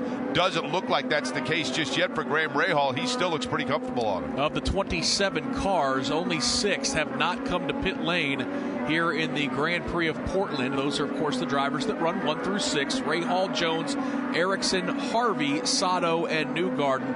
And then you've got Scott Dixon, who has been staring at the back of Joseph Newgarden's car. Here comes your race leader in that all-red Total car for Rahal, Letterman Lanigan Racing. It's Graham Rahal, headed to you, Ryan Marine. Scuffed black tires here for Graham Rahal. Slides to a halt. That's a car showing a few scars from the start of this race. The Speedway fuel is going in. The tire change is complete. A little bit of a delay getting away, but Graham Rahal and the Total Honda back into the fight. As he peels out, we will see where he slots in. Of course, he was battling with Pato O'Ward for the race lead. Graham Rahal slides in, and it looks like he's going to be ahead of Pato O'Ward by maybe 10 to 12 car lengths. So we know Pato is struggling, but a good pit stop, Michael Young. Looks like Graham's gotten out ahead of our points leader. Yeah, Graham doing a great job managing those red tires for the remainder of that first stint. He's got about a 15 car length advantage over Pato O'Ward, but Pato not only struggling with those tires, but he's going to have mirrors full of Scott McLaughlin. McLaughlin only 3 car lengths behind Pato O'Ward. So what this all does is it puts the lead now to Ed Jones, followed by Marcus Ericsson, Harvey, Sato, and Joseph Newgarden. But keep in mind, just as I say that, Marcus Ericsson has peeled off, Nick, onto pit road, and you would have to imagine he's one of that entire flurry. Let's go down to pit road. Marcus Ericsson is in. And he is quickly being attended to by the pit crew off of reds and back to reds here. That's the first time we've said that so far today. Marcus Ericsson back into the fight. We saw a wing adjustment on that car for Marcus Ericsson as well. A couple of the crew members reach up and they twist those knobs, Davey, on those front wings. What could Marcus Ericsson be looking for to help the handling of that race car? Well, I think every car that I've watched for pit stops are putting nose wing into the car, meaning the front tires just don't have enough grip or as much grip as they would like. And that goes to flat racetracks. Anytime you get a flat racetrack, that's normally what happens. You just can't get the cars to turn. And everybody that's made wing adjustments is putting those wing up to try to get more downforce. And on those cold tires, Jake, Marcus Ericsson trying to hang on ahead of Rinus VeeKay. Boy, hang on is right. 2 red and white cars that are absolutely slugging it out. Sebastian Bourdais is just behind that battle and is watching it very intently. Meanwhile, Ed Jones is on pit road. And Ed Jones hasn't been totally happy with that race car so far. A bit of a hang-up on this pit stop. Nearly 9 seconds before he's finally released. He's been hanging on. Hopefully a couple of changes there will make him happier with the handling. And Ed Jones was running in the top 5 before this pit sequence started. Graham Rahal blitzes by, as does Pato O'Ward. It looks like Ed Jones is going to blend in right behind Simon Pagenaud, as that has now cycled the lead up to Jack Harvey. Just 3 drivers remaining, still needing to pit. That is Harvey, Sato, and Newgarden. Then that's going to hand the lead over to Scott Dixon, one of those drivers that topped off after the first caution. There's about, 8 of them, which includes Dixon, Palou, Rossi, Daly, Herta, Rosenquist, Power, and Askew. And then you get back to our original leaders, Graham Rahal. So varying strategies here, Davey Hamilton, as we work lap number 38 with 72 to go here in the Grand Prix of Portland. Yeah, one thing excited about watching a race like this with strategies so different, that first lap incident happening, is the points. I'm watching the points. I'm watching pit strategies, how much push to pass. But right now, Palou has a points lead by 1 point over Pato O'Ward, and then 6 points back is Newgarden, 32 points back Dixon, 68 points back Ericsson. So right now, the points lead would swap if the race ended right here. And with this strategy, if it goes completely green, it could favor the teams that pitted early because they have one less stop to make. Michael Young, good battle for its 16th right now, but it would have been for 3rd before this pit sequence. Ed Jones and Marcus Ericsson. Yeah, Ed trying to get those tires up to temp. He is on blacks, and Marcus Ericsson on those reds, going back-to-back stints. You talked about Rinus VeeKay closing in, trying to get around Marcus Ericsson. Marcus, now that he's got those tires up to temp, he is really giving Ed Jones fits as they exit turn number 8. Yeah, and again, as Nick had mentioned, with pit sequencing right now, this is technically the battle for the 16th position, but could it be more than that once everybody, of course, starts to cycle through? Marcus Ericsson is going to take a hard look at turn number 9. Still not, though, able, Nick, to get in on Ed Jones. He will stay in those tire tracks as 2 more drivers have jumped onto pit lane, including Joseph Newgarden and Takuma Sato. So that leaves just Jack Harvey still to pit. And when he does, it will hand the lead over to Scott Dixon and his teammate Alex Palou. We'll have more for the Grand Prix of Portland here on IndyCar Radio. Back at Portland International Raceway, it's the Grand Prix of Portland, and we are watching a slugfest mid-pack as Marcus Ericsson just passed Jack Harvey, and Harvey's got his hands full, Michael, as Sebastian Bourdais is taking a look to the inside. Yeah, Sebastian Bourdais tried to get around Marcus Ericsson in turn number 7 last time, but for whatever reason, these blacks are not to Jack Harvey's liking. He held on as long as he could for his first pit stop, and now he's stacking them up behind him. Sebastian Bourdais will look to the inside of Jack Harvey going into turn number 7, and he will make that pass. So now Harvey trying to defend and make his way back around Bourdais, but he won't be able to do it. And now the question for Jack Harvey becomes, does that mean Rinus VeeKay will be the next to bring him in until those tires are to Jack Harvey's liking? Sebastian Bourdais has gotten around Jack Harvey. That puts Bourdais into the 15th position. Again, keep in mind, different sequences on track right now. Leader is Scott Dixon with Alex Palou and Alexander Rossi running 2nd, 3rd. And Alex Wolff, the reason Jack Harvey is struggling because he is on cold tires. Moments ago, he gave up the lead to make a pit stop. And Jack Harvey relinquished the lead of the Grand Prix of Portland, went off the reds onto the blacks. It was an 8.6-second pit stop, while meanwhile Connor Daly has been in for new rubber as well. Yep, he was joined as well by Oliver Askew this lap. So, Davey, now we're starting to see that second group. These are guys that maybe got hit with penalties due to blowing the first couple corners at the start of the race that topped off on lap number 9. We've seen Daly in. We have seen Oliver Askew in. You would expect Scott Dixon as well. In fact, as soon as I say that, here comes Scott Dixon as well as Alexander Rossi. Dixon brings that PNC Bank car to pit lane as they run Ryan Marine. He is 3rd in the championship, 44 points back. It's going to be a tight exit for Scott Dixon because Alexander Rossi is pitted right in front of him. Rossi slides to a halt. The crew helping Dixon clear him, they do so. Now the pit stop continues for Alexander Rossi. Both of them on the primary black tires. Pit stops complete. So peeling out, I should say, Scott Dixon, Alexander Rossi, as well as Colton Herta has pitted. We anticipate Alex Palou, Felix Rosenquist, and Will Power. And Davey, when it all shakes out, looks like Graham Rahal is going to be your race leader. Yeah, when it all shakes out, Graham should be the race leader. And Graham, O'Ward, McLaughlin, those drivers, they're going to be able to stay in the lead for a longer amount of time. When you see Dixon and Palou and Rosenquist, the guys that just pitted, they can have the lead, but it's going to be for a short amount of time. But all they need is enough fuel to get to the finish, and that's what they're counting on. They may be ahead of the field. Yep, and here comes your points leader, Alex Palou, in front of Alex Wolff. Alex Palou goes on the black sidewall tires, about an 8-second pit stop. They've been telling him they're happy with the fuel mileage he's been giving. They've been giving him a lap count and also reminding him every now and then to take a drink of water. Looks like Oliver Askew, Felix Rosenqvist has pitted, as has Will Power. Those pit reports brought to you by Speedway, the official fuel and convenience store of IndyCar. And Davey, it does look like we have cycled all the way through. Tell you what, though, Michael Young, we're keeping an eye on that battle. Joseph Newgarden and Scott Dixon, they can't get away from each other as they head to turn number 4. Yeah, Scott Dixon actually came out in front of Joseph Newgarden on that pit stop. Dixon's on blacks and Joseph Newgarden on red. So Dixon trying to get those blacks up to temperature, and Joseph Newgarden was all over that rear wing when he made his way out. Talking about Scott Dixon, almost passed him in turn number 7, but got him later on that lap. Meanwhile, Elio Castroneves came back out onto the track. You had heard him say earlier that he wanted to come out and get laps for practice. In doing so, he all of a sudden slowed up Colton Herta and as well Felix Rosenqvist. Everything settled out there. Graham Rahal, as Nick had mentioned, is back into the lead. Pato O'Ward, and then Scott McLaughlin runs in third. Yeah, everything I think has settled out as well, Jake, in the pit sequence, and the running order should stay the same, barring any incidents here for the foreseeable future. So let's go ahead and give you a full field rundown here with 65 laps to go in the Grand Prix of Portland. Graham Rahal is your race leader by 2.7 seconds over Pato O'Ward. O'Ward starting to get pressured by a pair of Team Penske teammates. Scott McLaughlin with a great run. He's in third. Simon Pagenaud is fourth. Ed Jones runs in the fifth spot. Marcus Ericsson is sixth. Seventh is Sebastian Bourdais. Jack Harvey is eighth, and Ryan Hunter-Reay and Alex Palou round out the top 10. Joseph Newgarden is 11th. Scott Dixon is 12th. Max Chilton runs in the 13th spot. 14th is Dalton Kellett. 15th, Alexander Rossi. 16th is Takuma Sato. The rookie Callum Ilott runs in the 17th spot for Juncos Hollinger Racing.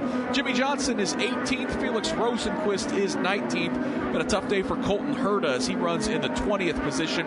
Connor Daly is 21st. Will Power has had to have some repairs done to his Verizon Chevrolet. He runs in the 22nd position.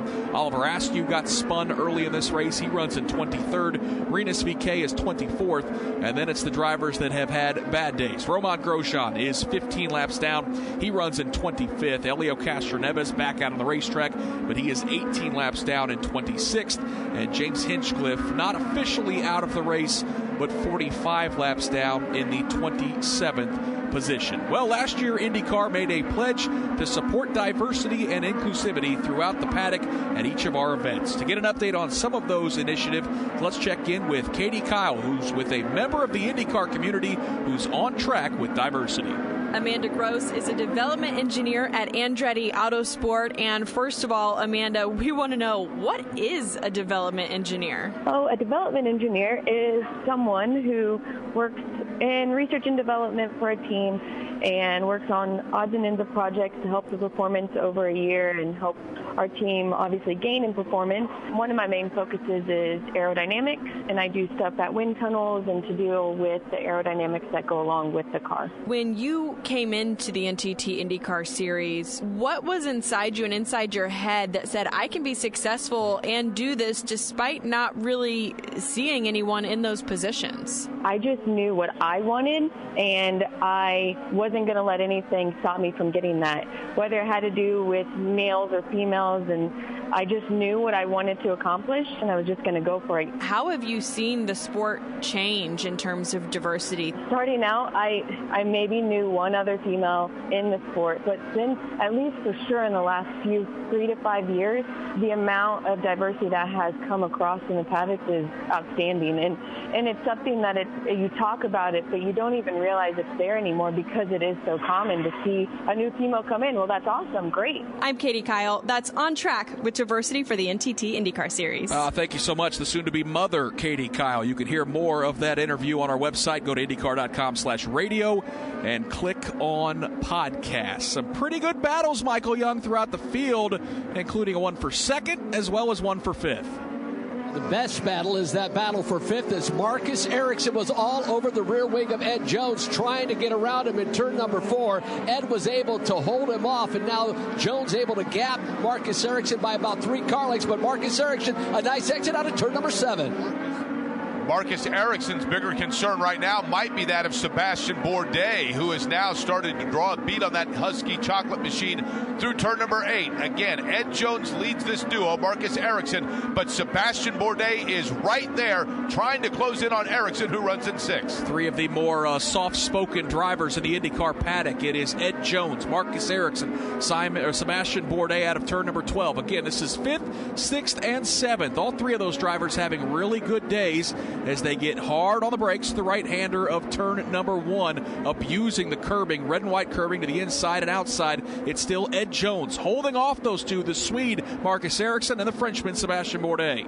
Yeah, I think Marcus Ericsson trying to regroup and re-attack Ed Jones. He nearly had a pass at least started in turn 4 last time by. This time Ed Jones about 3 car lengths over Marcus Ericsson, and then the 7th place running Sebastian Bourdais about 4 car lengths to the rears of those 3 drivers. Ed Jones out of turn number 8. You kind of wonder if Jones now all of a sudden didn't kind of let those tires settle a little bit. And so as a result of that, if Ericsson wanted to try to get that 5th spot, perhaps now he's going to have to work a little bit harder and do it through an odd strategy of maybe going down high and doing the old switch. But he gets closer once again as they work their way through turn number 9. That is the 3-car battle for 5th. Let's check in on the 3-car battle for 2nd. Actually, hold off. Jake, it looks like Callum Ilott may be having problems right there in front of you. Yeah, he, as a matter of fact, it looked like all of a sudden he just lost power. He went into turn number 7, was going to try to work his way now through turn number 8, and wisely goes ahead and has enough power to get that 77 machine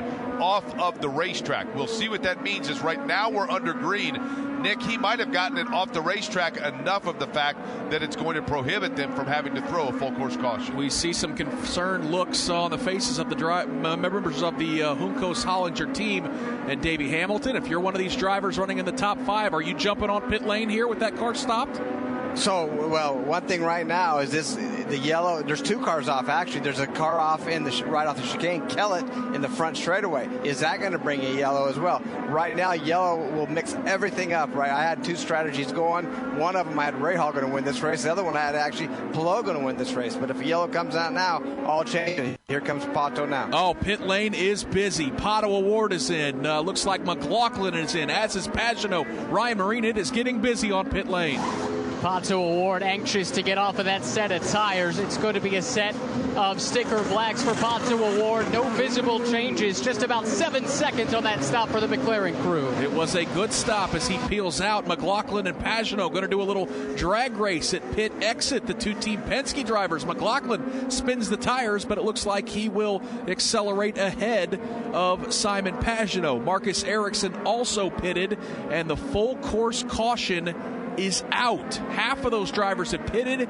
Graham Rahal did not. We will see how this all shakes out with a full course caution for 2 stopped cars on the racetrack, Callum Ilott and Dalton Kellett. We'll be back for the Grand Prix of Portland.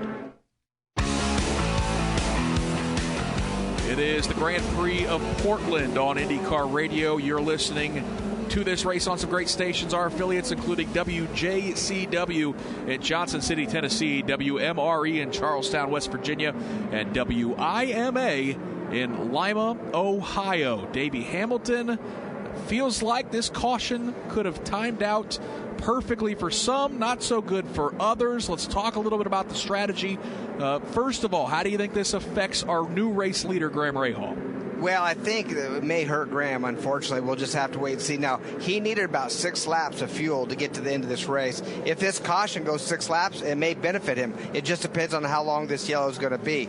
Who I think it definitely advantaged is the guys we talked about that went off course the first lap. Palou, Dixon, Rossi, Rosenquist, because they were barely going to make it on fuel, barely. With this yellow, it helps them. They'll just stay on their strategy.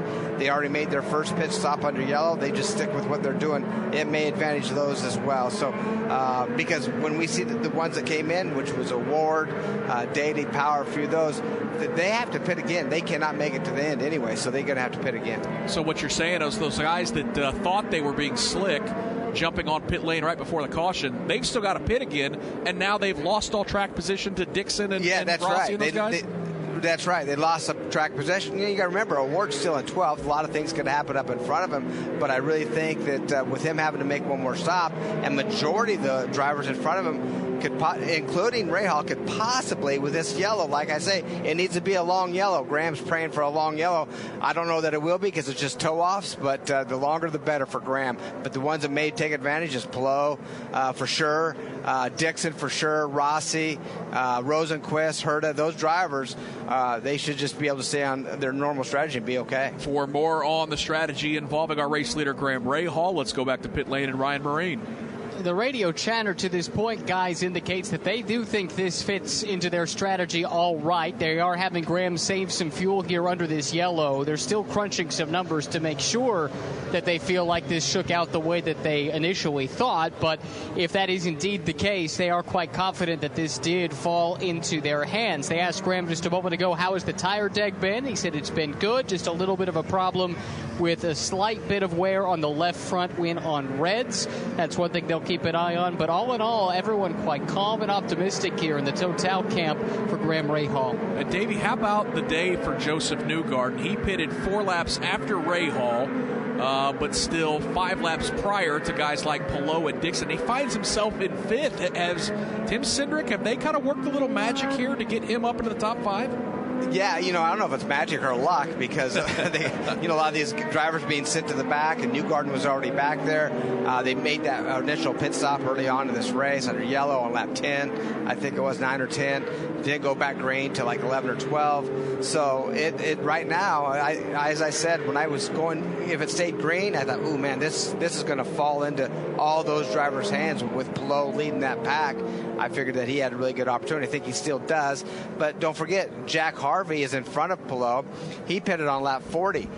With this yellow, it may give him enough fuel to make it to the end with that one more stop as well. Yeah, of your leaders, they kind of cycle out based on how they pitted. Graham Rahal pitted on lap 35. Ed Jones was able to go 2 laps longer on 37. Harvey went 3 laps longer to lap 40, and then you've got that group that is on the alternate strategy, starting with Alex Palou, who is your points leader as they run right now. 3 markers over Pato O'Ward, 16 over Newgarden, 38 over Dixon, and 71 over Marcus Ericsson. Your top 5 here in the Grand Prix of Portland: Graham Rahal, Ed Jones, Jack Harvey, Alex Palou, and Joseph Newgarden as we work the second full course caution. We've had 6 different leaders today, 7 lead changes, as we have also reached the halfway point of this event. 55 laps in, 55 laps to go. Running in 6th is Scott Dixon. Newgarden runs in 5th. Alexander Rossi is 7th. Takuma Sato is 8th. Felix Rosenquist is 9th. Colton Herta is 10th. Some of the lap leaders today: Pato O'Ward has led 28 laps. Graham Rahal, 18 laps on the day.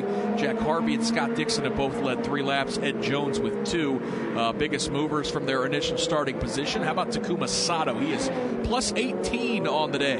From the back of the pack up to the 8th spot, Jack Harvey has had a nice day. He is plus 17. And then, as we mentioned, Joseph Newgarden started 18th today, but he has found his way to the top 5. He is plus 13, and fastest lap of the race so far has been turned by Rinus VeeKay at a minute flat. The lights are off on the pace car. It was a relatively quick cleanup, Davey Hamilton, so it's just going to be fascinating to see.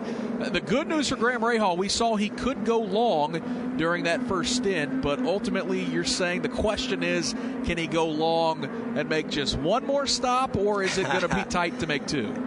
I think he'll really have to save fuel from now to the end of this race, but what a better place to be in to have safe fuel, but in the lead, making the other drivers try to catch you and pass you. Everybody behind him has more fuel than him. Everybody, including second place, has 2 more laps than him. Harvey in third place has 5 more laps than he does. Palou has 4 more. So Graham could be in the driver's seat. It's all about fuel right now. They all have one more stop to make. We'll just see if he can save a little fuel on this yellow. Jake Query, pace car, is pulling away from the front of the field. That means they are now into the hands of Graham Rahal. Graham Rahal with Ed Jones just behind him, followed by Jack Harvey Alex Palou, Joseph Newgarden, and Scott Dixon, and then Alexander Rossi, as everybody now works their way single file. They had started to get some heat in those tires. That Total machine now a really good get-up for Graham Rahal as the green is about to come out here at the Portland International Raceway. It is a good start for Graham Rahal. Second place running Ed Jones got away nicely as well. Battle might be for third. Actually, check that. It might be for fifth. Joseph Newgarden going side by side with Scott Dixon. They nearly make contact. Alexander Rossi is going to stuff it up the inside and try to pass them both. He got Dixon and he gets Newgarden. Rossi goes 2 for 1, and Michael, he moves himself into the top 5. What a great pass by Alexander Rossi. I was thinking Joseph Newgarden on those reds, the top 4 on blacks. Rossi also on blacks, and Joseph Newgarden unable to take advantage. So move Alexander Rossi to that 5th position. Back up front, Graham Rahal, your leader, as he exits turn number 7. He has a 4-car length advantage over Ed Jones, Jack Harvey in 3rd. So checking the pace of Graham Rahal, as we talked about, a little bit more ginger on fuel perhaps, but he has Jones behind him, and then it's Jack Harvey. They are really spaced out right now. Let's call it 3 car lengths between each of them. Then the 4th place runner is Alex Palou as everybody works their way cleanly now through turn number 10. Davey, what'd you think about that move by Alexander Rossi? Yeah, great pass. We've seen that earlier in the Indy Lights race by Kirkwood, where two drivers kind of tangle up down there in turn 1 and 2, fight for position, and the third one just passes them both. Did a great job on that. A little bit of a brave move, but he made it work. Didn't touch anybody. Leaders are exiting turn number 3. Yeah, everything's starting to settle down as Graham Rahal has about a 4-car length advantage over Ed Jones. Harvey's there, and then it's Alex Palou in that 4th position. Rossi 5th, then it's Joseph Newgarden 6th, Scott Dixon is 7th, then a couple of car lengths back to Takuma Sato. But for Graham Rahal, guys, thus far, a good restart, good second lap as we went back to green. That battle might be for second, though, Jake Query, as Jack Harvey starting to pressure Ed Jones. Jack Harvey looking in on Ed Jones. Call it 2 car lengths. We keep an eye on that. Scott McLaughlin also made a Rossi-type move on that last lap coming into turn number 1. That got him past Pato O'Ward, significant from a point standpoint. That puts McLaughlin into the 13th position. Speaking of Pato O'Ward, more on him from Ryan Marine. And Jake, just before he got passed by Scott McLaughlin, he came over the radio and said, "We need power." Then McLaughlin pulled up alongside and passed him, and he said, "What's going on?" The team said, "We're checking on it, but possibly something amiss with the power delivery for the 5-car. Michael, here comes Alexander Rossi with a move to the inside. Boy, he's trying to get around Alex Palou, really stuck it in deep into turn number 4, unable to make that pass. Palou will be able to gap himself about 2 car lengths. But again, Alexander Rossi on the attack, trying to take away that 4th position from Alex Palou. Now Joseph Newgarden in the 6th position, starting to attack Alexander Rossi. Jake, we've got some great battles here in Portland. Alex Palou is running in 4th. Alexander Rossi on the charge is running in 5th. He is not able to close in just yet, but Joseph Newgarden is really starting to come in and work his way onto Alexander Rossi. So to your point, Michael, 4th, 5th, and 6th, the cars of Palou, Rossi, and Newgarden, Nick, they're magnetized to one another off turn number 12. It's like that rubber band effect, the analogy that I know you love so much, Jake Query. As soon as a battle tightens up, you got guys behind you that start to creep into the mix. It's Graham Rahal, your race leader, with 50 laps to go. Boy, in the back of the pack, Simon Pagenaud took a deep look to the inside to get around Pato O'Ward. They're going to go side by side. Michael, looks like that Menards car is going to pick up a spot around Pato.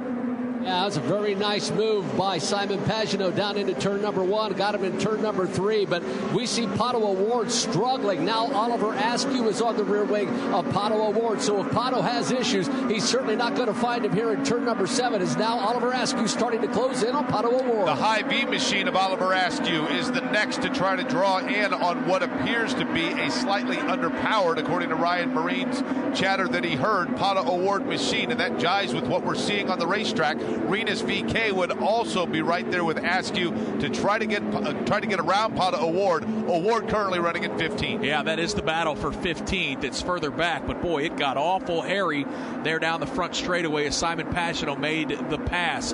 Graham Rahal's advantage is 1 second over Ed Jones. And then, Michael, they are just nose to tail from 2nd through about 10th. Nobody can get away from each other here with 49 laps to go.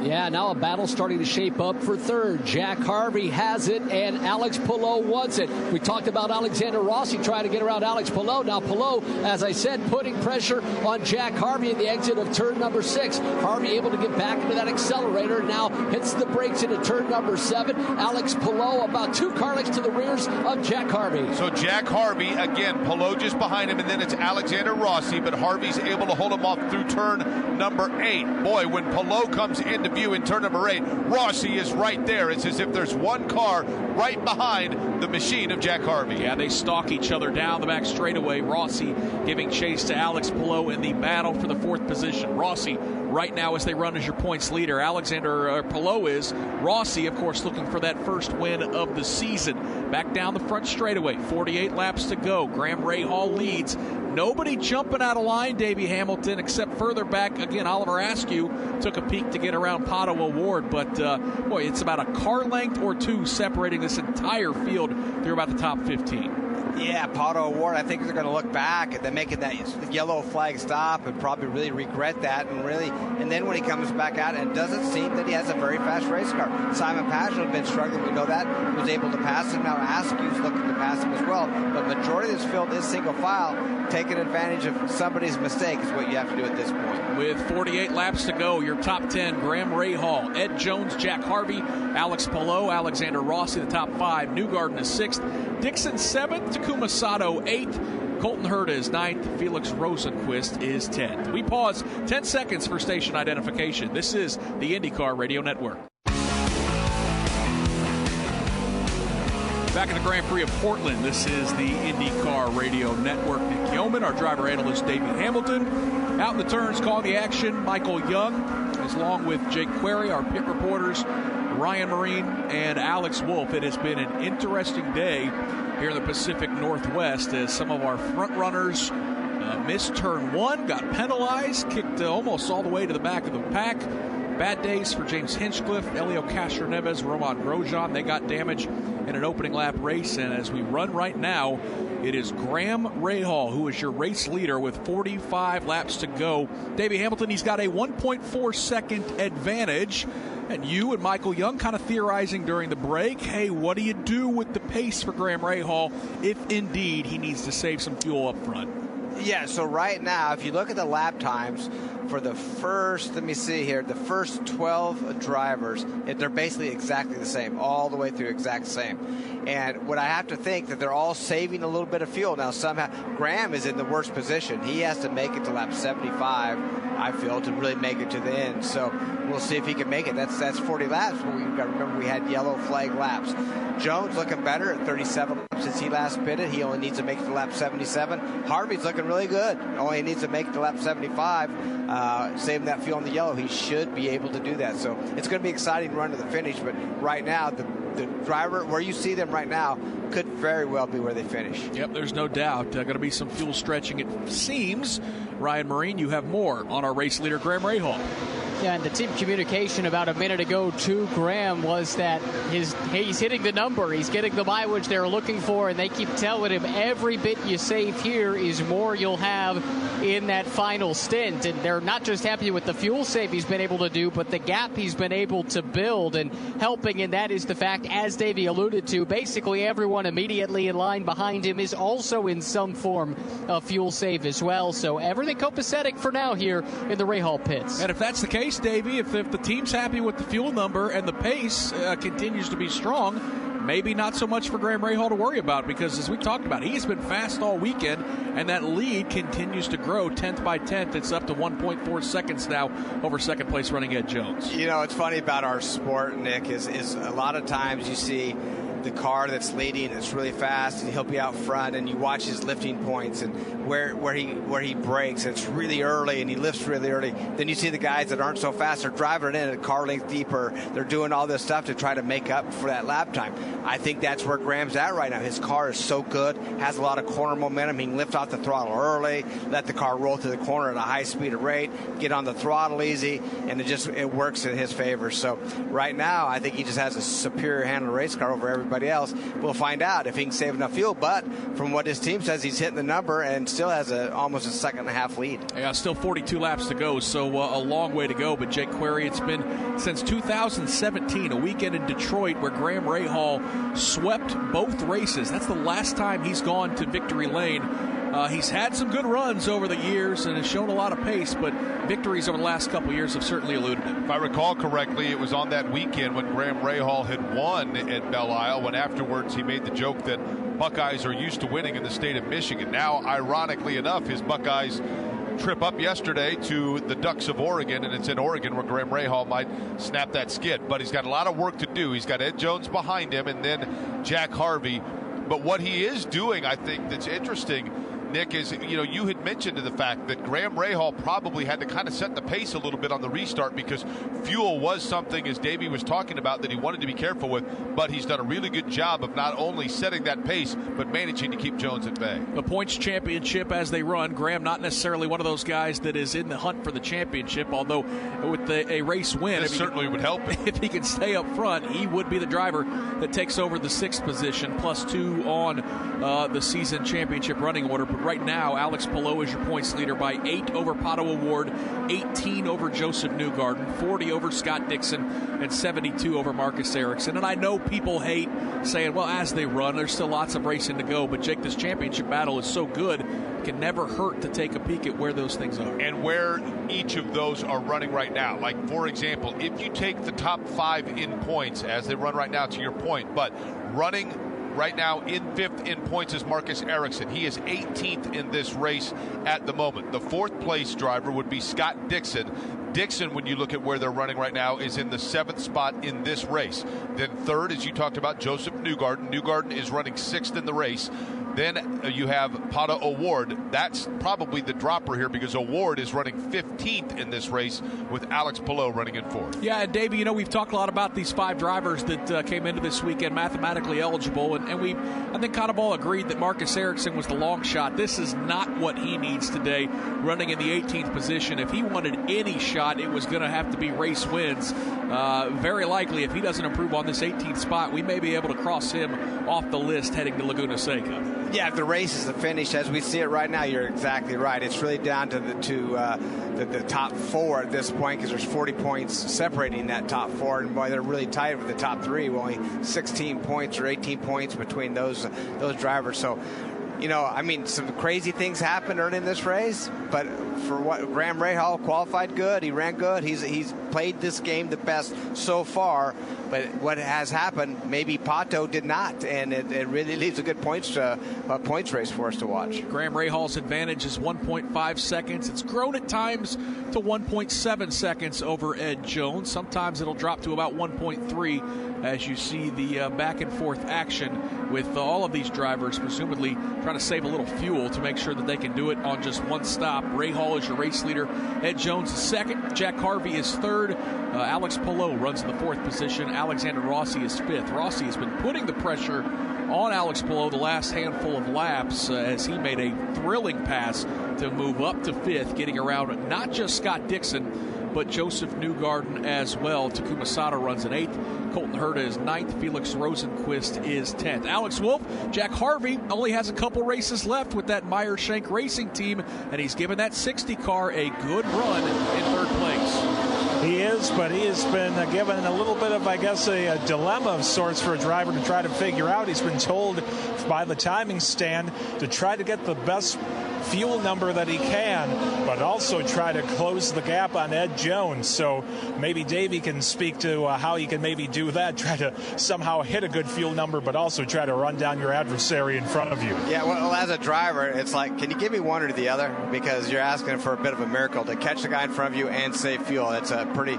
impossible task, to be really honest with you.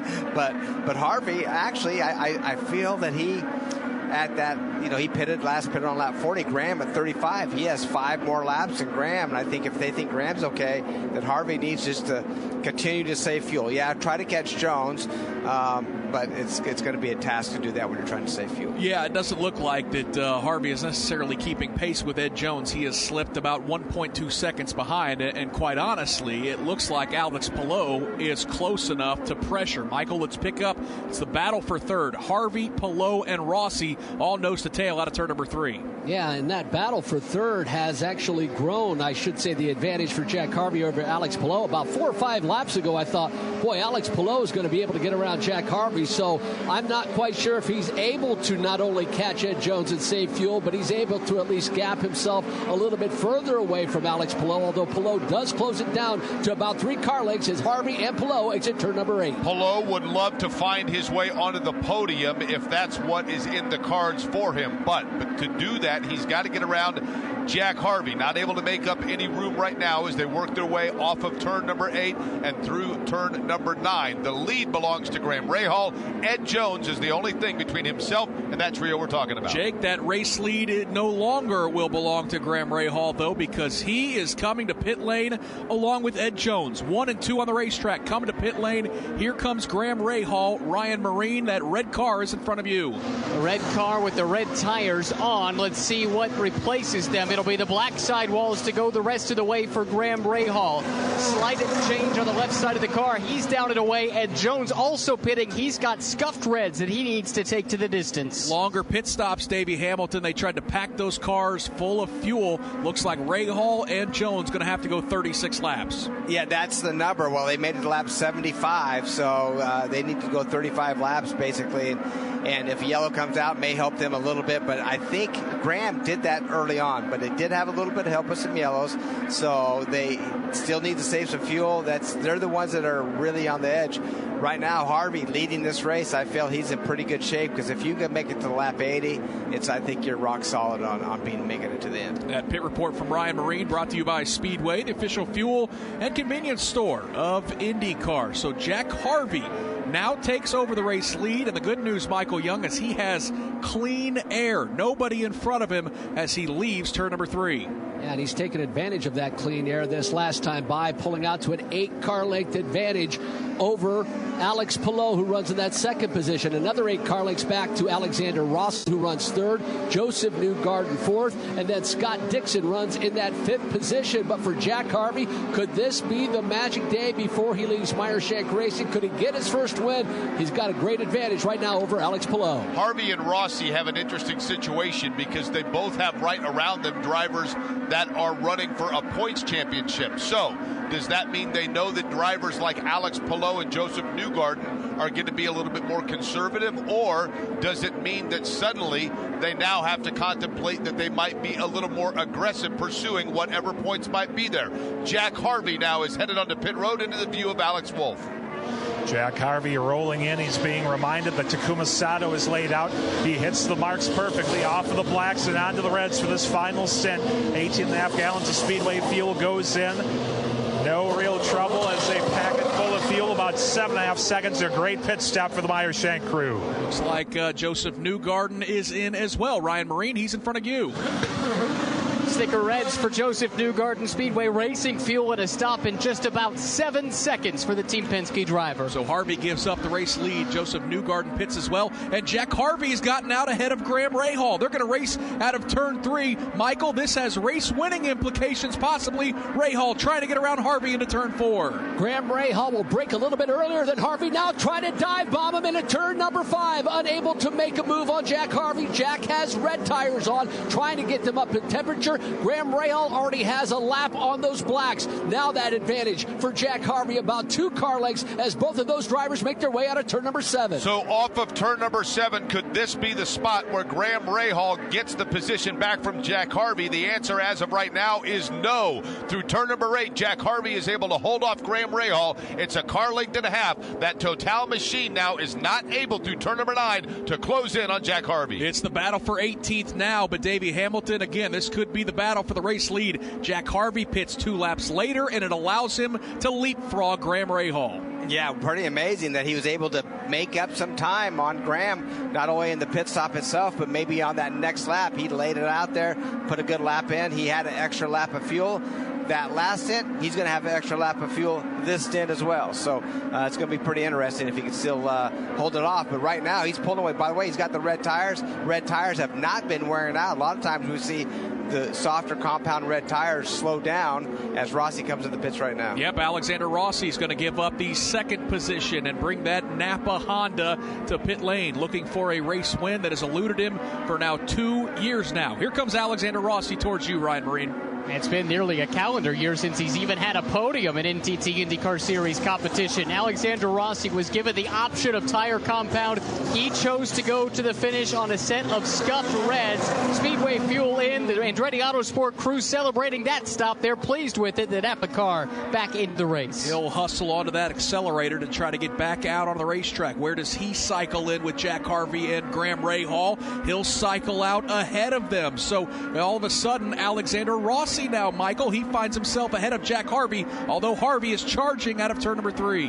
Yeah, and Alexander Rossi has to get those reds up to temp as quickly as he can. Jack Harvey stalking Alexander Rossi into the exit of turn number 5, and now the entrance of turn number 6. Looks like Rossi's just shaking that car, moving it back and forth, trying to get some heat in it. Now Jack Harvey trying to take advantage of that. He looks to the inside of Alexander Rossi, 2 car lengths back for Jack Harvey. There's our points leader, Alex Palou. He's in front of you, Alex Wolf, on pit lane.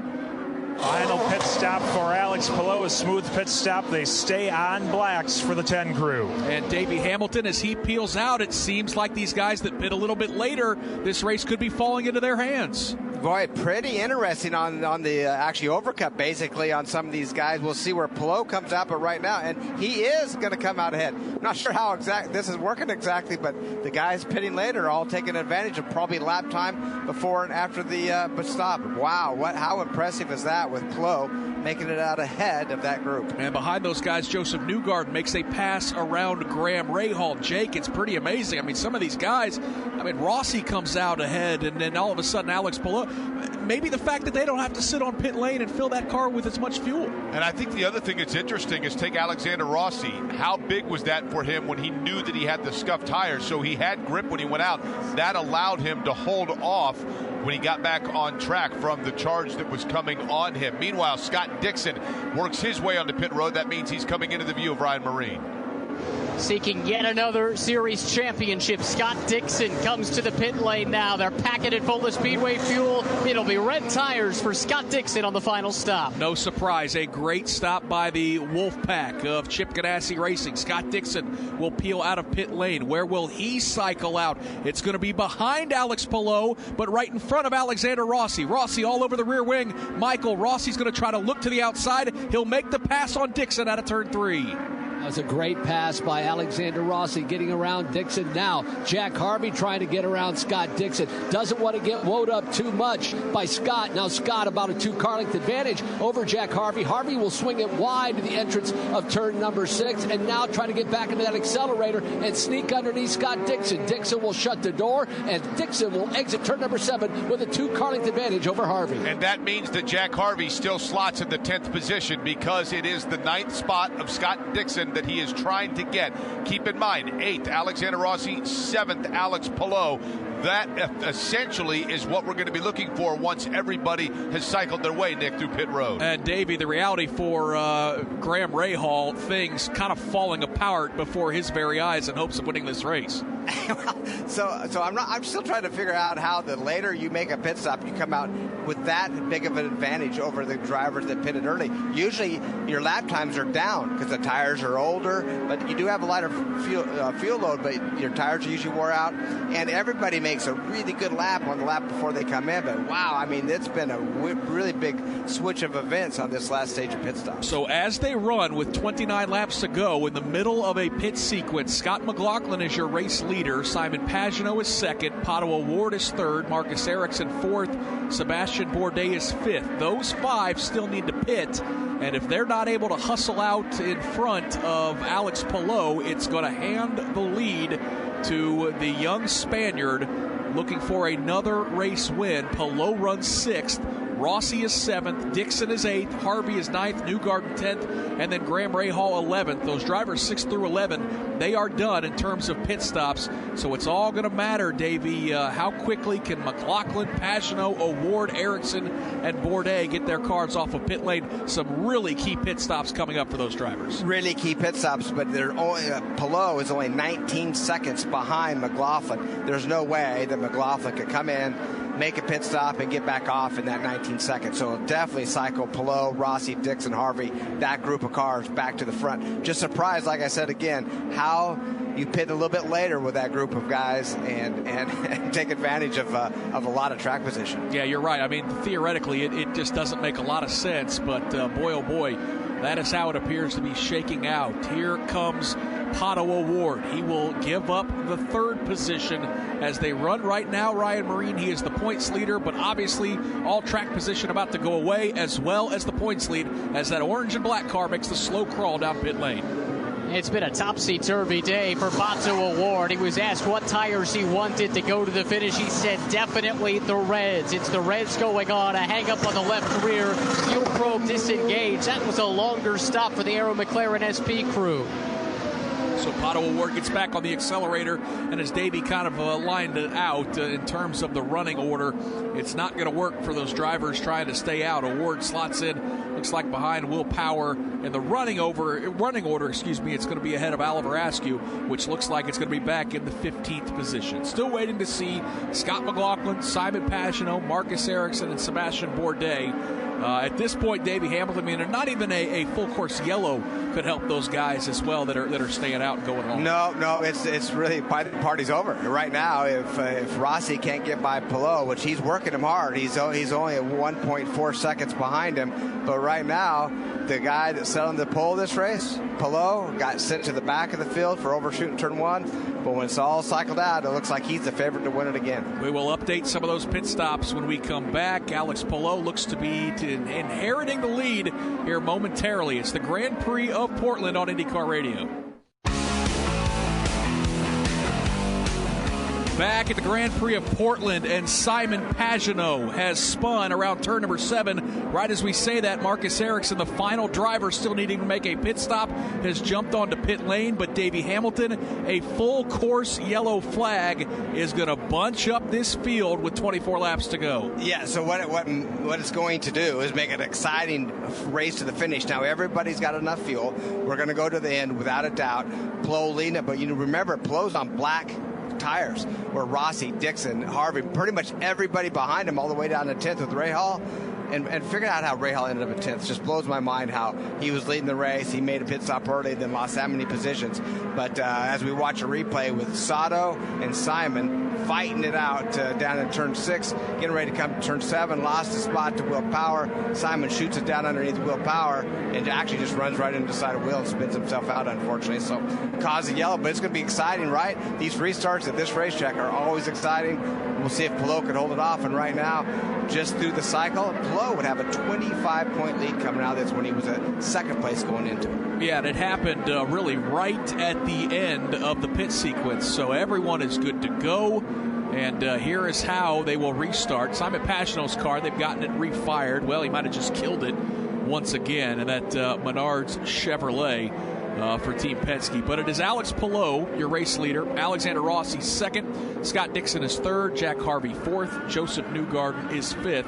Felix Rosenquist is 6th. Marcus Ericsson 7th. Scott McLaughlin 8th. Colton Herta 9th. Graham Rahal, who has led the most laps today, 36 on the day. He is going to restart in the 10th position, and it does appear now, Davey, they did get Simon Pagenaud's car spun back around, and I wouldn't anticipate this to be a very long yellow flag here, as, again, not a lot of damage, maybe any at all for Simon. Yeah, really no damage whatsoever, just barely touched his teammate Will Power, spun him around, pushed Will off, but unfortunately he's going to put Simon down, he's going to match his car number back in that 22nd position. But wow, the shootout's going to be really wild. Means Rossi, he's hungry. He wants that win. He's got red, softer compound tires than Palou. Then Dixon has reds. He's fighting Palou, his teammate, for the championship. It's going to be exciting to see that now. One thing, drivers try to get offline. A lot of marbles on the racetrack, so you got to make sure that you stay pretty much in line. Now we'll see how the braking points are down into turn 1, but Palou, he's going to do all he can to get a good restart. Championship contenders run first for Alex Palou, third Scott Dixon, fifth Joseph Newgarden, seventh Marcus Ericsson, and then it's Pato O'Ward. Where's he at? Down there in the 14th position. So O'Ward going to be the guy that takes the biggest hit. Jake, no real surprise. Quick yellow. They got Simon Pagenaud spun back around. And how about Alex Palou? Up and down day, up and down weekend. Wouldn't you know it? He's going to have a chance to win this race, but he's going to have to hold off one of the hungriest guys in the sport, in Alexander Rossi. And he also has to hold off a guy that was not afraid on the last restart to go wherever he had to make up track position. And Rossi was able to get past 2 drivers on the restart last time by. So Alex Palou has to be aware of the fact that Rossi is hungry behind him. And in addition to that, not just hungry on this racetrack, but Nick, the reality is, as much as Alex Palou needs a win to try to put himself, like Davey was talking about, in terms of the points championship in a better situation, he knows that Alexander Rossi is starving for a win just to try to get something going like he's been doing, as we talked about, for the last year and a half. And Ryan Marine, we've been documenting the situation for Graham Rahal, who runs in 10th. You say this caution might have helped him a little bit. That is the communication from the team. They say, we believe you are clear, meaning good to go on fuel, but they're crunching the numbers one more time. So that's the update on Graham Rahal. If that's the case, we might be able to see his true pace for the first time in a while. Yeah, the only downside is he's running in the 10th position after having to pit a little bit early with this kind of bizarre overcut that has cycled Alex Palou, Alex Rossi, Scott Dixon into the top 3, as Palou bringing them slowly down the back straightaway. The restart is going to happen with 21 laps to go. It is the Grand Prix of Portland. Alex Palou is already quickly on the accelerator. We are green here at Portland. Rossi takes a wide angle. That car wiggled just a little bit. That is all Alex Palou is going to need to pull a gap down the front straightaway. For the 5th position, Newgarden trying to hold off Felix Rosenqvist, but it is Alex Palou, your race leader, into turn number 1. He's going to hold off Alexander Rossi and Scott Dixon as a lot of drivers lock up at the back of the field, Michael. Yeah, Alex Palou taking advantage of being on point. We've got a 5-car length advantage for Palou over Alexander Rossi. Then Dixon about 2 car lengths behind Alexander Rossi for 3rd. Jack Harvey is in that 4th position, but the best battle, Joseph Newgarden and Felix Rosenqvist for 5th. But guys, we have a caution here at Portland. That's because, Michael, Oliver Askew got his car sideways. That Hy-Vee machine, before Askew could get it refired, came to a stop, and a full course caution has come out here, Nick, at the Portland International Raceway. We'll be back with more coverage of the Grand Prix of Portland on IndyCar Radio. You're listening to the Grand Prix of Portland on IndyCar Radio. A big thanks for tuning in to the NTT IndyCar Series on stations all across the United States of America, including WDNG in Anniston, Alabama, KCGC in Fort Morgan, Colorado, and right in Indianapolis, WIBC. Nick Yeoman here, along with Davey Hamilton, our driver analyst, Jake Query, Michael Young out on the course calling the action. Ryan Marine and Alex Wolf have been doing a fantastic job. Lots of pit stops, monitoring the various strategies, and it has been a confusing one, no doubt about it, with lots of different full course yellows that work in the 4th of the day. 4 cautions for 20 laps. We've had 8 different leaders, 13 lead changes, and with 19 laps to go, it is Alex Palou who, as they run right now, is your NTT IndyCar Series points leader. He leads the race over Alexander Rossi, Scott Dixon, Jack Harvey, and Joseph Newgarden. The reason, Davey, for the most recent caution involving Oliver Askew, back of the field, we've seen it all weekend long. Guys stacking up down there in turns 1 and 2. Yeah, what happened, it looked like Bourdais just got into the back of Oliver Askew, fairly turned him. Oliver had it, kept it running, did a good job, but then he went to take off, stalled it, and then they came and fired him, and then he stalled it again, trying to stay in front. He just got a little anxious trying to stay in front of the pace car where he didn't go a lap down. They had to come and get him again, so going to cost an extra lap of yellow right now, but the cars that were close on fuel definitely are not close anymore. Here we go green right now. Nice jump right off the bat for Alex Palou. Yeah, he got on that accelerator through turn number 9. Alexander Rossi trying to give pace. On the previous restart, he wiggled. That car still looks a little unstable out of turn number 12 as he's trying to use the draft and chase down Alex Palou. His bigger concern, that of Rossi's, might be of the Iceman, Scott Dixon, who's right in the tire tracks through turn number 1. Dixon all over the rear wing of that blue and yellow Napa Honda for Andretti Autosport. Alex Palou, though, out front by 6 car lengths. Yeah, great restart for Alex Palou. But as you said, Nick, Alexander Rossi with Scott Dixon in his mirrors. The Iceman about 3 car lengths behind Rossi. Rossi, good exit out of turn number 6, now able to gap Scott Dixon by 5 car lengths. They break into turn number 7. Alexander Rossi, 5 car lengths over Dixon. That's the battle for second place.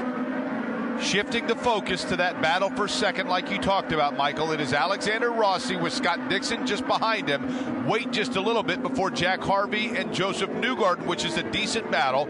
All of this allows our eyes to focus on it because the leader, Nick Yeoman, is Alex Palou, and he's got a 6-car length advantage. Yeah, Palou has absolutely nailed the last 2 restarts when he's had to here at Portland International, and that's why across the line he's opened up a lead already of 1.2 seconds. The Spaniard not wasting any time. That battle for second continues. It's Rossi by about 0.8 of a second over Scott Dixon out of turn number 3. Yeah, we watch Alex Palou on those Firestone black tires. Everyone behind him are on reds. Alexander Rossi, 5 car lengths ahead of Scott Dixon. 4th place running Jack Harvey is about 8 car lengths back at Dixon, but a nice battle starting to shape up. And that again, that battle for 5th position. Joseph Newgarden with Felix Rosenqvist, 2 car lengths behind him. Now, a little bit further back than all of that, there is a battle that seems innocuous between Will Power and Pato O'Ward. Nick, the only reason I mention it, Will Power was able to hold off Pato O'Ward, but O'Ward is running in the 14th position, and every point is critical. Yeah, there's no doubt, Davey. I mean, Pato's being aggressive because he knows those championship contenders like Palou and Dixon and Newgarden running in the top 5 right now. Well, I'll tell you, Will Power doesn't care where he is in the point championship. He just wants to go to the front, and wow, what a pass he made.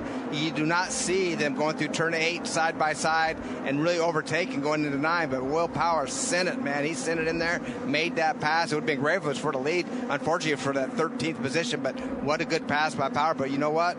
Pato O'Ward was not just going to give it to him. He fought him the whole next lap trying to get it back. Hey, Michael, let's take a look at the back of the pack. Jimmie Johnson mixing it up. He just made a pass around Sebastian Bourdais. That's at the rear of the field, but still some good battling going on. And Simon Pagenaud right behind Bourdais as well. I'd imagine him seeing red after his dust up with his teammate Will Power and, of course, Takuma Sato. That brought out that caution right before that of Oliver Askew. But Jimmie Johnson doing a nice job out of turn number 7. He's got about 4 car lengths ahead of Sebastian Bourdais. You know, it's interesting. Jimmie Johnson had talked about the fact this year that by the end of the year, one of his goals was to simply be running on these road and street course races on the lead lap. And right now, Jimmie Johnson running in the 19th position. Sebastian Bourdais is also on that same lap. They are running right now 19th and 20th, but Nick, they're the last 2 on the lead lap, so Jimmie Johnson would be meeting that goal here in Portland. Yeah, he deserves the shout out. It's a bright yellow and blue car. It's a fan vote that Carvana has been running all season long, the sponsorship on that car. And yeah, he's had a quiet weekend. We haven't talked about Jimmie Johnson all weekend long, and that's for good reason. He's done a nice job, and again, runs in the 19th position right ahead of Sebastian Bourdais. Bourdais putting on the pressure, but the 7-time NASCAR champ on the lead lap.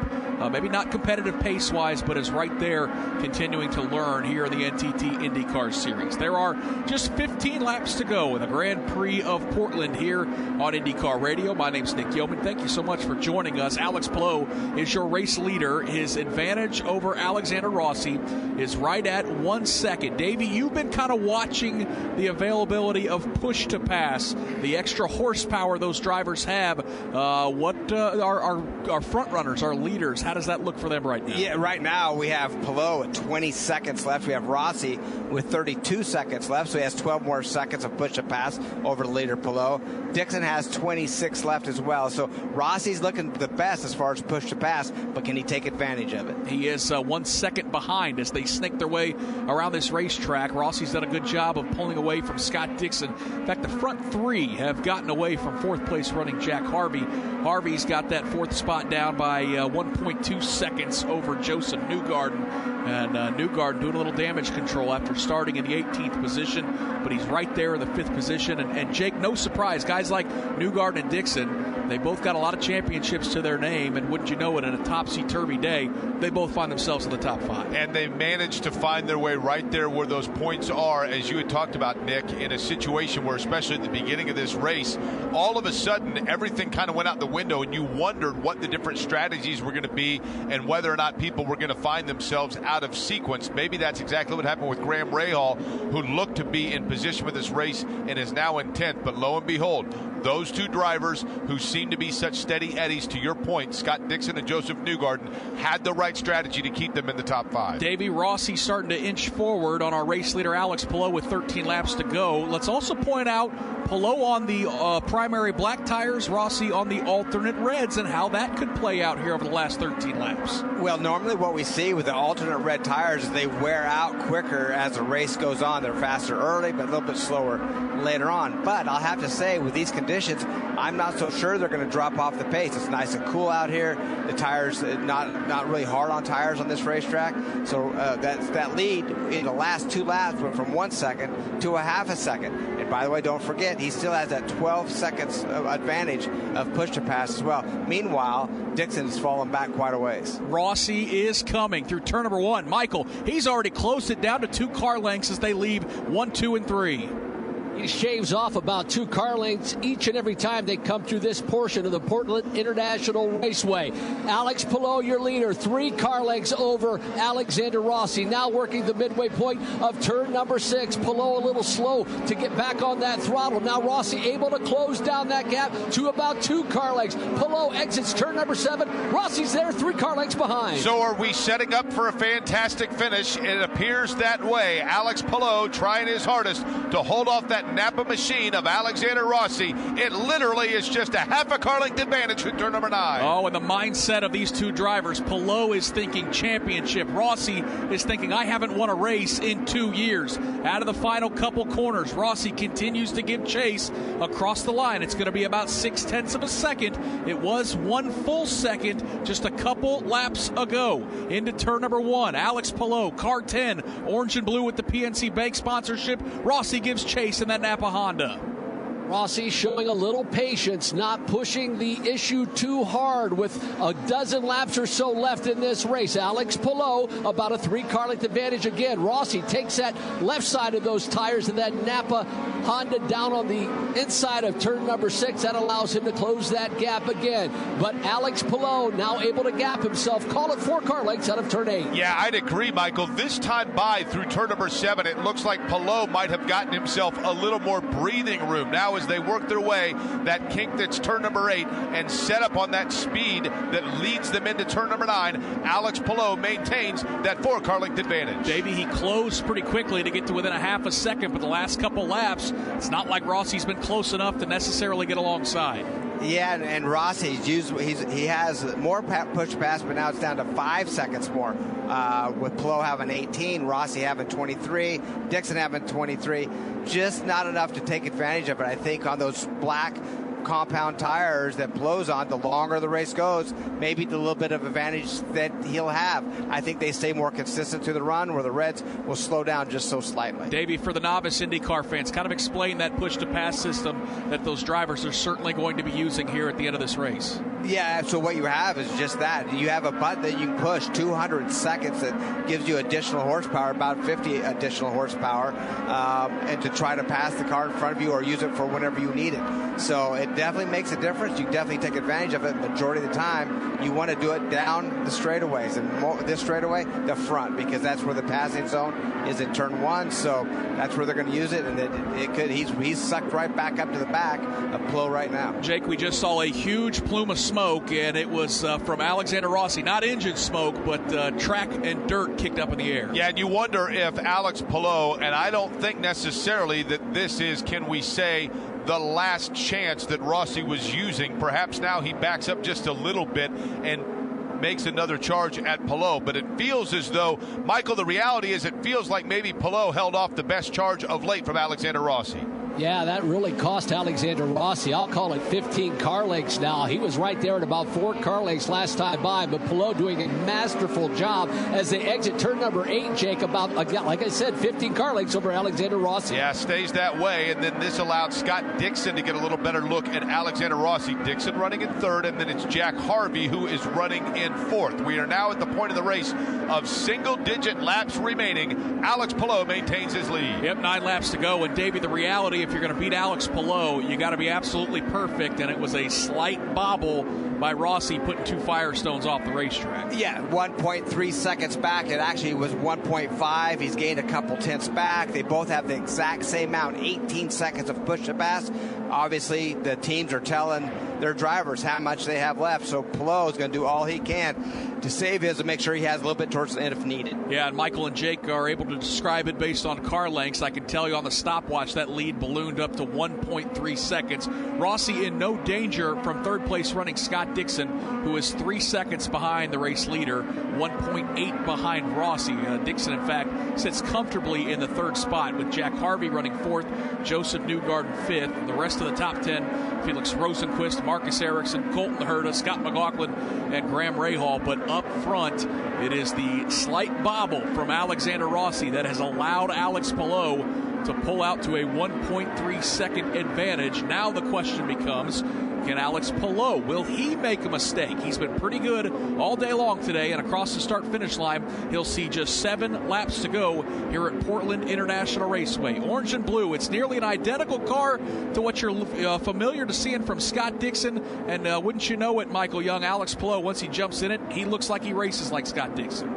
Yeah, boy, he's done an amazing job, even under pressure from Alexander Rossi, not to budge, not to allow Alexander Rossi to ruffle the feathers in that number 10 car. And right now, Alex Palou in command. Again, that advantage was 15 car lengths, but Jake, he's closed it, talking about Alexander Rossi, down to about 10. Yeah, Rossi's closed it a bit coming off of turn number 8. We may be at the point now where Palou knows that it's up to him. Not necessarily his fate's going to be decided by Rossi, but rather that Palou simply needs to make sure that he doesn't miss a mark. But Nick, the reality, yesterday in a practice session without anybody around, for a slight hiccup, Alex Palou did lose control of that number 10 machine. That would cost him a race win today. Isn't that the beautiful thing, though, Jake? We see those guys make those mistakes during practice. Bounce back. And then when the bullets are flying and points are on the line, some of the best in this sport can be absolutely perfect around these tricky road courses, hanging these cars out. Of course, not a lot of banking here at Portland International Raceway. So, Davey, it becomes all about, for Alex Palou and Alexander Rossi, hitting those braking points exactly where you need to, where you can stab that throttle and make some ground up. Right now, the stopwatch, not Alexander Rossi's friends, as it's still at 1.3 seconds with 6 laps to go. Yeah, 1.3 was 6 laps ago, as you said, Nick, and he has less push to pass finally than Palou. Palou has 18 seconds left. Rossi has 15. Dixon 23. And even though Dixon's back a ways, he's the same distance between Rossi and behind Palou, and Dixon behind Rossi is actually the same distance. So Dixon does have a shot at this. And looking at the points battle, as we know, Palou would be leading right now. But you got to look at Chip Ganassi Racing, looking at what's going on too. Scott Dixon would move in to that fourth position, 49 back. But in front of him, Newgarden only at 34, and then 25 to Pato. So he can still get this championship handled, and if not first, maybe second. Yeah, for Scott Dixon, he came in fourth. He's going to gain points as they run right now, as you mentioned, on Joseph Newgarden. He's going to gain points on Pato O'Ward, but as they run, he's not going to gain points on Alex Palou. And Davey, let's be honest. I mean, for Chip Ganassi Racing for the last handful of years, it's been one bullet in the chamber, right? It's been Scott Dixon or no title for that team. We remember back to the days when Dario Franchitti and Scott Dixon were teammates, and all of a sudden it was a little bit harder for Scott Dixon to get those race wins and those championships. It's clear, I think Scott Dixon realizes that the guy that he's going to have to chase is no longer a driver from another team. Yeah, I agree. I mean, I think Dixon, they brought a driver that just is another Dixon, really, to be honest with you. Just got in this car, loves the team, loves the way it's set up, and obviously has a lot of input from Scott Dixon and gets the job done. And, you know, we go back to the very start of this race where Palou, Rossi, Dixon, and I think Rosenquist all went off in that first corner. They all took the penalty chicane. It looked like all of them took that penalty chicane, which you're supposed to do if you overshoot turn one. But race control sent them to the very back, which I thought the penalty had already been paid by doing the chicane. But end of the day, it looks like race control's decision was a huge benefit for those guys by putting them to the back and putting them on the strategy they got on. Yeah, I mean, you make a great point. Those drivers, after that being dealt that hand, really probably had no business contending for a race win, but a plethora of cautions, 3 additional ones after that opening lap accident, kind of flipped the strategy, maybe back right side up for the fast drivers all weekend long, and that is why Alex Palou and Alexander Rossi, who started on the front row, run 1-2 with just 3 laps to go. Palou clear of turn number 1. Alexander Rossi trying to hustle. Michael, he's got 1.3 seconds to make up here with 3 laps to go. Yeah, and the sand is running out of the hourglass, and Alexander Rossi looks like whatever he had for Alex Palou, he used up that last time he made the attempt to get around Alex Palou, and it wasn't good enough. Alex Palou still about 14 car lengths ahead of Alexander Rossi. They worked their way through turn number 7, but a great job as the sun starts to come out from behind the clouds here at Portland for Alex Palou. Rossi was able to put his car, that Napa machine, wherever Palou was putting it through 7 and 8. Problem is he was doing it just a little over a second and about 8 car lengths behind Alex Palou. Alex Palou now is getting set for about the final 5 miles of this race, and Nick, he does so with the same advantage over Alexander Rossi. Yeah, he got a really nice charge out of turn number 12. He will look up to the flag stand and be shown just 2 laps to go here at Portland International Raceway. Nice and smooth through turns 1 and 2. Palou not even using that curbing, trying to keep that car on the straight and narrow. Rossi hustling as much as he can, Michael, as they head to turn number 4. Yeah, Palou focus forward, not even worried about Alexander Rossi, although it looked like Rossi may have gained a little track position there, has closed that lead that Alex Palou had from 14 down to about 10 car lengths again. But Alex Palou on cruise control as he exits turn number 7. So are they playing cat and mouse, and is Palou backing off pace just a little bit, which allows Rossi in through turn number 9, or is Rossi in fact drawing a bead on the leader as they come to the white flag? Alex Palou is the race leader in the PNC Bank machine. He has now the advantage of about 8 car lengths over Alexander Rossi. Nice and smooth, blue and orange, the colors on that car. Car number 10 back out of the front straightaway. He will see the white flag. Alex Palou looking for his 3rd win of the season. He had never been to Portland International Raceway in competition prior to this weekend. It's a brand new track for him. Michael Young, he's about a lap away from scoring a race win. Think about the start of this season at Barber Motorsports Park, where he surprised everyone with a victory. And then, of course, Road America with that late race issue with Joseph Newgarden and Palou able to get the victory here. But this young man has done nothing but impress us in this his sophomore season. Alex Palou out of turn number 7 for the final time. Alex Palou has taken on a new tradition this year where when he wins, he seeks out fried chicken with the mantra of winner, winner, fried chicken dinner. Nick Yeoman, he has now the opportunity to perhaps get on Yelp and find out where he can eat those in Portland, Oregon. Here comes Alex Palou. Alex Palou out of the final corner. The car is fast. He'll be back and forth across the start-finish line. Alex Palou is your race winner for the Grand Prix of Portland. It's his 3rd win of the season, and he extends his points lead with 2 races to go in the IndyCar Championship.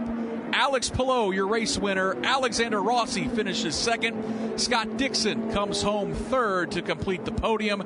Jack Harvey 4th. Joseph Newgarden 5th. We'll give you the rest of the finishing order when we come back, as Alex Palou is your race winner here at Portland International Raceway. Back at Portland International Raceway, Alex Palou has won his 3rd race of the season. And Davey, he does it for Honda, which extends their lead in the manufacturer's points 12-10 to 11-16. a good day for those red H's on the racetrack. Yeah, it sure was. When you have the first 4 cars being Hondas, then you have Newgarden and Rosenqvist in the next 2 spots, and the next 2 Honda again. So, yeah, there's 7 of the top 10 are Honda. Yep, and they sweep the podium with Alex Palou, Alexander Rossi, and Scott Dixon. Let's hear from some of our competitors. Ryan Marine, you said you've caught up with Alexander Rossi? Yes, it's a runner-up finish for Alexander Rossi, and you were pushing for all it was worth. We saw some amazing shots of you in that run trying to run down Alex Palou. What was it like behind the wheel trying to run down that PNC Bank car? Yeah, I mean, it was a big fight for sure. He did a good job and didn't make any mistakes. The red tires have a peak that's a little bit better, but they certainly have a bit more fall off, which is, what they're supposed to do. So that's the beauty of IndyCar racing with the different strategies and everything. And I'm glad it ended up sorting itself out after the starter. We all would have looked pretty silly. So that was good to have some luck on our side. Ultimately, it's the best result for the Napa Andretti Honda car, and it just sucks to come up short when you're that close. Is there any catharsis at all, though, being up there fighting for a win? It's been a little while since you found yourself in that position. Well, we were there in Gateway until we weren't. But yeah, no, I mean, the speed's never been the issue with this team. It just hasn't been getting the results and getting it done. But, I think we definitely have found some stuff since the summer break, and, we've been pretty happy with the performance we've had. So today was a good boost, and 2 more to go. Best of luck in those 2. Thanks. First podium for Alexander Rossi since the second race of the Harvest GP last October. P2 here in Portland. Yeah, a long time coming for Alexander Rossi. Congratulations to him. I know he's a guy who wants to win races, Davey Hamilton, but still something to build on for the driver of that Napa car. Yeah, no, that's a great run, and you could tell it that it's a great run. So he knows that he hasn't been in a position. It was great questions that he answered, and it's awesome, man. He's a good run for that entire team. But Hagen, the Ganassi team, wow, first and third with both PNC sponsored cars. PNC is definitely happy today. And Davey, you and I neither one of us are really good at math, but we did it during the break. It's a 35-point swing for Alex Palou. He came into this weekend 10 back of Pato O'Ward, and with the race win, he's going to leave with at least a 25-point lead over everyone else in the championship. Yeah, absolutely. How impressive is that? Yep, let's hear from Jack Harvey, a 4th-place finish, and he's with Ryan Marine. A 4th-place finish after lining up 20th on the grid here at Portland. Jack, the speed's been pretty good all weekend. You go back to the practice, and you guys were towards the front. It was true in warm-up, too. Qualifying didn't go your way, but did you think you had what it took to drive your way that far forward?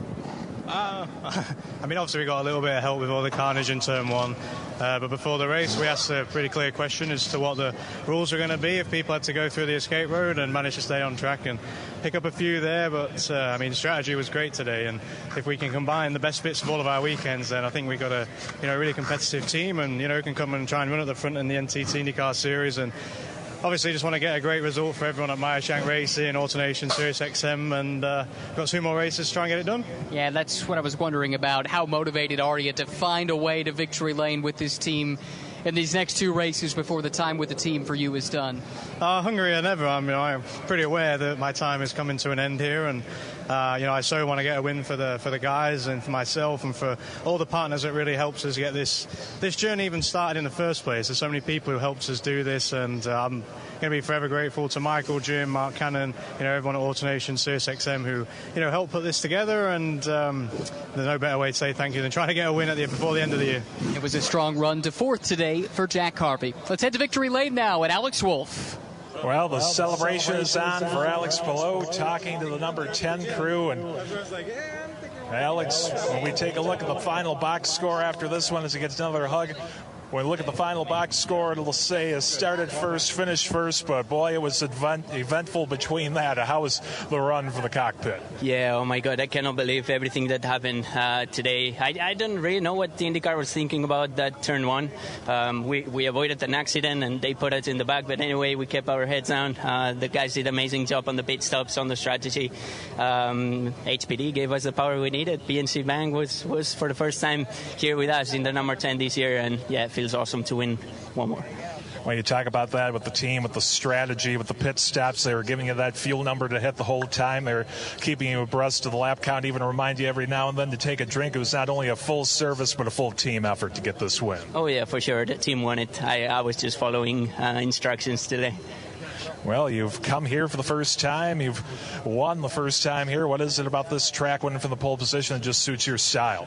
No, I think it was the work we did the past three weeks back at the shop. And, yeah, we have more coming for Laguna. You talk about going to Laguna your first time there. What's your expectations with 2 races left and now a 25-point lead? No expectations, just we want to win there, same as we did here. And yeah, it's going to be a good end of the year for us. Lastly, have you looked up maybe some fried chicken places in Portland to celebrate tonight? Not yet, but I'm sure I'm going to get some fried chicken tonight. Congratulations, a great run out there, and we'll see you at WeatherTech Laguna Seca. That's Alex Palou, winner here of the Grand Prix of Portland. Let's head to Ryan Marine. His teammate Scott Dixon is making his way towards the podium here at Portland, which I don't think you've done before, Scott, stand on the podium here at this racetrack. But how was the race from your perspective? You certainly were up there in the mix, just maybe not quite the outright pace of the top 2. Yeah, I think it was definitely an interesting day. Obviously the start where they flipped the field kind of on its nose was tough to swallow. I tried to fill the hole there so nobody dove down the inside, and then checked up, bailed out of that move, and got hit from behind, and obviously got caught up in that whole situation. So just glad that it worked out for everybody on the team. Huge congrats to Alex, who did a tremendous job. Yeah, I think, without the first pit stop kind of problem there, and then getting caught up with Joseph when he couldn't go on that last restart, Rossi got around us there. So it was a bit of a bummer in a couple of different situations, but, still a podium was good. And it keeps you in the championship fight as well. How well positioned do you feel going into the final 2 races? It's 49 points or something, so it's a little ways back, but, wholeheartedly it's all about the team. It was great to see that, we can get Alex back into the lead, which is definitely important. So, we'll see how the next one goes, and then how much I can help, come out the end if we're not in it.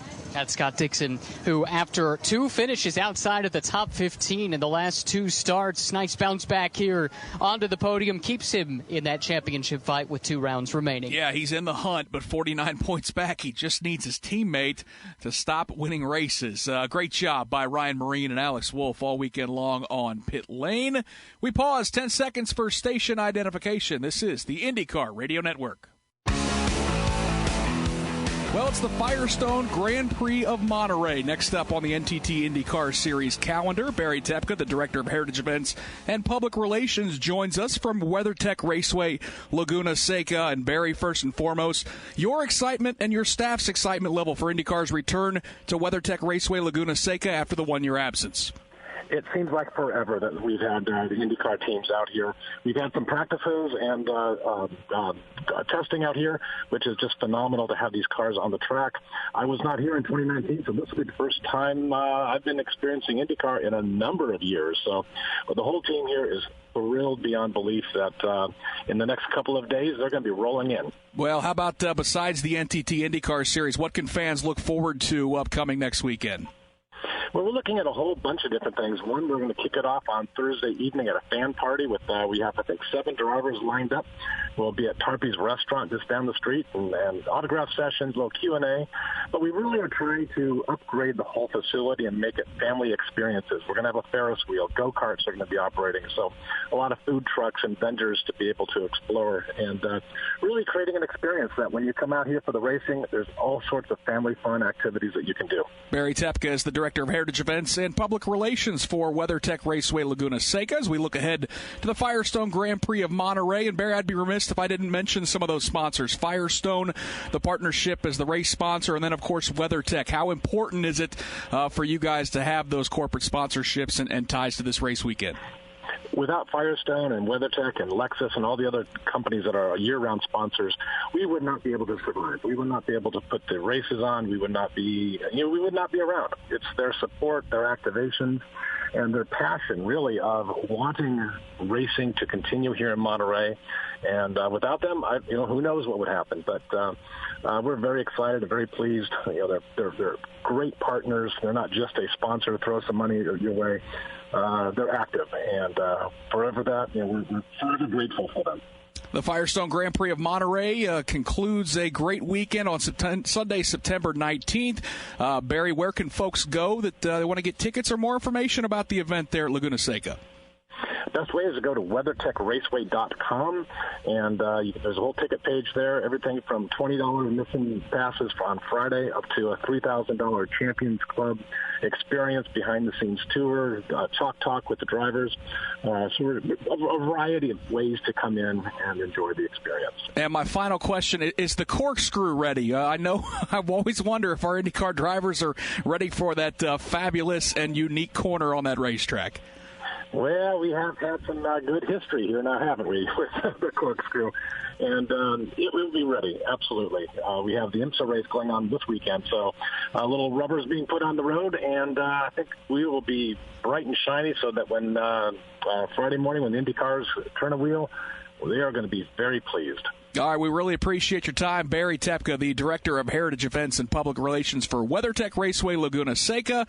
It's the next race on the calendar. It's the Firestone Grand Prix of Monterey. And, Jake, no doubt about it, we all look forward to heading out to Monterey. Beautiful part of the country and a challenging racetrack for all those drivers. Challenging racetrack, and as you guys just talked about, one that has history in the corkscrew. Of course, every time we go there, people mention Alex Zanardi and some of the great moments that's taken place there. But it's going to be a lot of fun. 2 races left, and obviously things heating up here, and we were curious what was going to be the situation with Alex Palou in that points championship, going to 3 tracks in which he had never raced, but so far so good for him. Is that your biggest takeaway, that young man not appearing to crack under pressure, knowing that Newgarden, Dixon, Pato O'Ward are right there on his heels? Yeah, I mean, this is a guy that a year ago was driving, Nick, and really thought he was driving for his future because he didn't know. I remember him saying at Mid-Ohio, hey, look, I don't know that I even have a ride. I don't bring a lot of money. I don't know if I'm going to get an opportunity. So I think having his back against the wall, to use that sports cliche, but I do think that feeling that underdog and maybe doubted sentiment about himself from the outside is something Alex Palou maybe relishes in, and maybe he enjoys it, but he's still got 2 more to go here. Alex Palou retakes the IndyCar points lead as he wins the Grand Prix of Portland. Your podium today again, Scott Dixon 3rd, Alexander Rossi 2nd, and for the 3rd time this season, your race winner in the NTT IndyCar Series is Alex Palou. The Grand Prix of Portland has been brought to you by Firestone, the official tire of the NTT IndyCar Series for driving IndyCar legends. American Medical Response, official partner of the NTT IndyCar Series and the AMR IndyCar Safety Team. Racing Electronics, in-car race communications provided by Racing Electronics. The Indy Racing Experience, it's the fastest seat in sports. The Children's Foundation, proud sponsor for Racing for Kids. Hinchman Racing Uniforms, nothing fits like a Hinchman. Speedway, the official fuel and convenience store of IndyCar. Coors Light, cold as the Rockies. Coors Light is proud to be the official beer partner of the IndyCar Series. Coors Light, made to chill. Safety Clean, official environmental service partner of the NTT IndyCar Series, as well as Racing Optics, the official aero screen and helmet tear-off of the NTT IndyCar Series. Borg Warner, official turbocharges of the NTT IndyCar Series. Owens Corning, official safer barrier provider of the NTT IndyCar Series. And by NTT, official technology and title partner of the NTT IndyCar Series. Our driver analyst today was Davey Hamilton. Covering the action around the track was Michael Young and Jake Query. In the pits, doing a fantastic job, Ryan Marine and Alex Wolf. The chief engineer is Rick Evans. Satellite support by Scott Burgett. Our producer is Sam Rumsa. And the network general manager is Chris Pollock. I'm Nick Yeoman, reminding you to come back right here 1 week from today for the next NTT IndyCar Series race. It's the Firestone Grand Prix of Monterey at WeatherTech Raceway, Laguna Seca in sunny California. Our coverage of the race starts at 3 p.m. Eastern on most of these same stations.